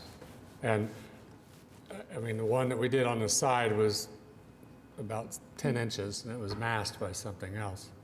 Yeah, I think we've done one that was behind a portico share. The portico share came out and then the addition bumped out, but it was fully or a side porch or something like that, that you weren't going to be able to tell unless you walked right up to it that there was an addition there on the side. Well, and also some, like David addressed, you have this sort of tall structure and it's how it's orchestrated, and then this other side bump out there. I have some real concerns with kind of the whole thing. I mean, Katie, for my opinion, I think it could be done if done well. I think it's a very difficult design challenge to do it well. You see them done, but Katie's right, and that's sort of what my eye was picking up, is that the addition is wider than the original structure when you look at the roof form. So it's tending to dominate the historic. So I don't know how to give you clear, yes, move forward. It's an uphill battle. I think sorry, my brain's not working clearly right now. But yeah, I'm not opposed to it innately if it's done well. And I'm rambling, so I'll just leave it at that. Yeah, sorry, and I know it's been a long day. With the addition, and I may be reading the guidelines incorrectly, but I did read, we wouldn't have embarked on this side addition if we hadn't read that side additions were allowed under certain circumstances. And I would love some clarity and more conversation around that, so I know how to proceed. But if we did, for example, less than 50% of the side, is that more appropriate? Or, well, I do think, like David commented, the width of it being wider than the house is a concern because it makes it out of proportion with the house. And then it also makes it kind of overwhelm the house. So if it was, the house is more square / vertical and the addition is more horizontal, and if it could get more into that square / vertical proportion. I'm not an architect, just so you know. This is two architects. I think that would help. Sure. Could I ask you, you said that you read in the guidelines that there were some circumstances. Did you find some specific ones you were referencing or just general ones? I'd be curious to know. On page 127 of the guidelines, when it was talking about additions, it said, there's a diagram that has 3 or 4 acceptable conditions and then 3 or 4 non-acceptable conditions. One of the acceptable ones was coming off of the side of the house. There was I know that we deviated from that from being more than 50% of the width of the house. I know, or I guess rather the depth. I know that we've been talking about the width when you're looking at the front elevation, but my understanding was that it was 50% more the depth. So what I'm asking is if we shrink it just a smidge, would that be more palatable? I think the unique circumstances that this is an unusually, for historic purposes, it's about 30 feet wider than most of the lots. So it is a bigger lot. There is a pretty large side lot. I think there are arguments you can make to allow this to happen. I think what the hang up is in the nuance of making it compatible with the existing, because right now it's sort of like jumping out at you. Mm-hmm. If it were subdued, which could be done through size, it could be done through width, it could be done through height, like massing. Yeah. It could be done through materiality. Like there are multiple ways that you can get there that I think you could explore. For me, an outright no to a side addition, I'm not saying that. I think I would be open to that. It's just how is it done and how is it executed and is it compatible? Can you soften it with landscape? There's lots of things that you can do and study to get there, I think, but that's my opinion. I don't know. Yeah, I just think it needs to feel far more secondary to the existing structure. Because guidelines are pretty clear that it should be secondary to what was there. And, you know, I think there are several elevations where, you know, you're using the same materials and you've got the same roof pitches and window openings, and I think that's great and that helps it tie in, but I think it is a little bit overwhelming, the existing structure, competing with it just a little bit. Whereas I think if, you just kind of scaled it back some, simplified it a little, I think that would help get me there personally. And I know this isn't what you want to hear, but just in the spirit of collaborating and throwing ideas out, like if it were a 2-story addition, is there a program from the second floor that could expand that maybe wouldn't require so much width expansion on the first floor, just as something to look at?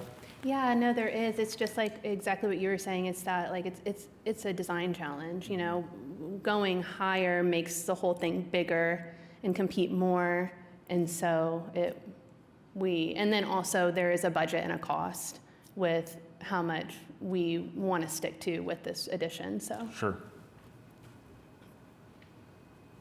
Okay. I think if you're looking at this addition from the street view, if you're looking at the photo, it is going to feel that house is going to feel very big. And I think it's hard with an addition, which we are so used to. The additions are on the back side of the house and they kind of disappear. This is a unique one. But I don't know if a swimming pool is, in my opinion, a unique enough circumstance that that's the reason why you can't go back. Sure. You can't go back because of it. But I think the couple that I can remember where we've had to go one addition on the side was like lot specific. The lot was shaped weird. I think one time we had a pie-shaped lot. I think one time the lot was shorter than it was wide. And it was a corner. I think we've had a corner property. Just hard. And we wouldn't rule in landscaping, but I am curious, there are a couple trees over on this side. Would those trees have to come out with that addition? Yes, there is a little bit of landscaping, not the trees that are to the front of the fence, but there is a little bit of landscaping that I call out in the site plan. I mean, you'll see that there's like 74% lot coverage with what was done with previous homeowners. But, and I know that this has nothing to do with you guys at all, but we would love to explore not demolishing the pool if at all possible, if there's a path forward there, for 2 things. There are littles that living in the house that are very excited. Get rid of the pool. I mean, Yeah. it looks like a very I'm just trying to say that's how we go, Yeah. okay, what are those unique circumstances? Sure. I'm just saying that in the ones that I can remember where it went off the side, I think 2 of them in my history on the commission were like lot specific. It's just how the lot Yeah. was laid out that they had to go side, so. The other suggestion I might make is, so again, going back to the 2 different approaches of compatibility or counterpoint, to make it more subdued, I would personally lean towards a strategy of compatibility. So then in an effort to do that, and maybe Angela and Katie can give you resources, or I'm happy to share resources on just historic proportioning and historic stylistic, historic styles and how they would be executed to kind of get that addition, because the size of it doesn't bother me because it's on a block with pretty large homes with wide lots. Like, to me, the massing of it isn't overwhelming. It's just getting it to where it doesn't stand out at you as like when you're walking down the street, like, oh, that's different. Mm. You know, try to get it to kind of fit. Yeah. And I think if more effort can be done at getting it to fit, I think it's possible. Again, my opinion.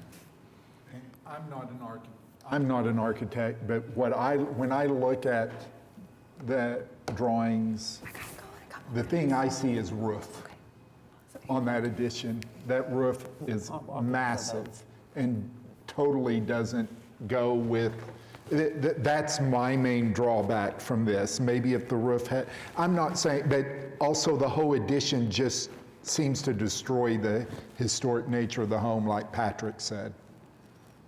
I believe we are going to be close to losing quorum here. Am I correct? Yeah. Okay, so we need to, so let me ask, are there any members of the public that wish to speak on this item? Okay, there being none, I'll make a motion to continue. Can we make a motion to continue the whole So thing? it can, yes, we can continue the whole application, and it would be to May 7th or June 4th. So May 7th, we would need all new materials back from you in like a week and a half. And they want to go first next time. Right. We'll move up in the agenda. I know there's a recommendation, I know there's a recommendation to approve item 1. Do you want item 1 approved today and then continue all the other items? Or do you just want to continue everything? Does it matter at this point? It would be more efficient for, I mean, like, let me know what's good for you guys, but it would be more efficient for us if we just kept it together. Okay, great. So, okay, thank you. And I'm sorry, did we have an answer on what to, which commission hearing to continue it to? we can do the next one. Is that May 7th? I'm sorry. Yep. Okay. Okay. Who was making the motion? I'm sorry. I did. Okay. So we've got a motion to continue to the May 7th hearing. Do we have a second? Second. We have a second. Commissioners, please cast your votes.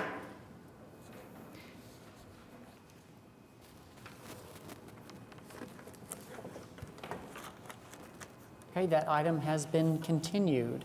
Can I ask one more question, just so I know my marching orders? I saw there was one gentleman who had like option 1, 2, and 3. I hadn't seen that very often, but is it appropriate to say like this option, this option, this option, or to just come with one plan?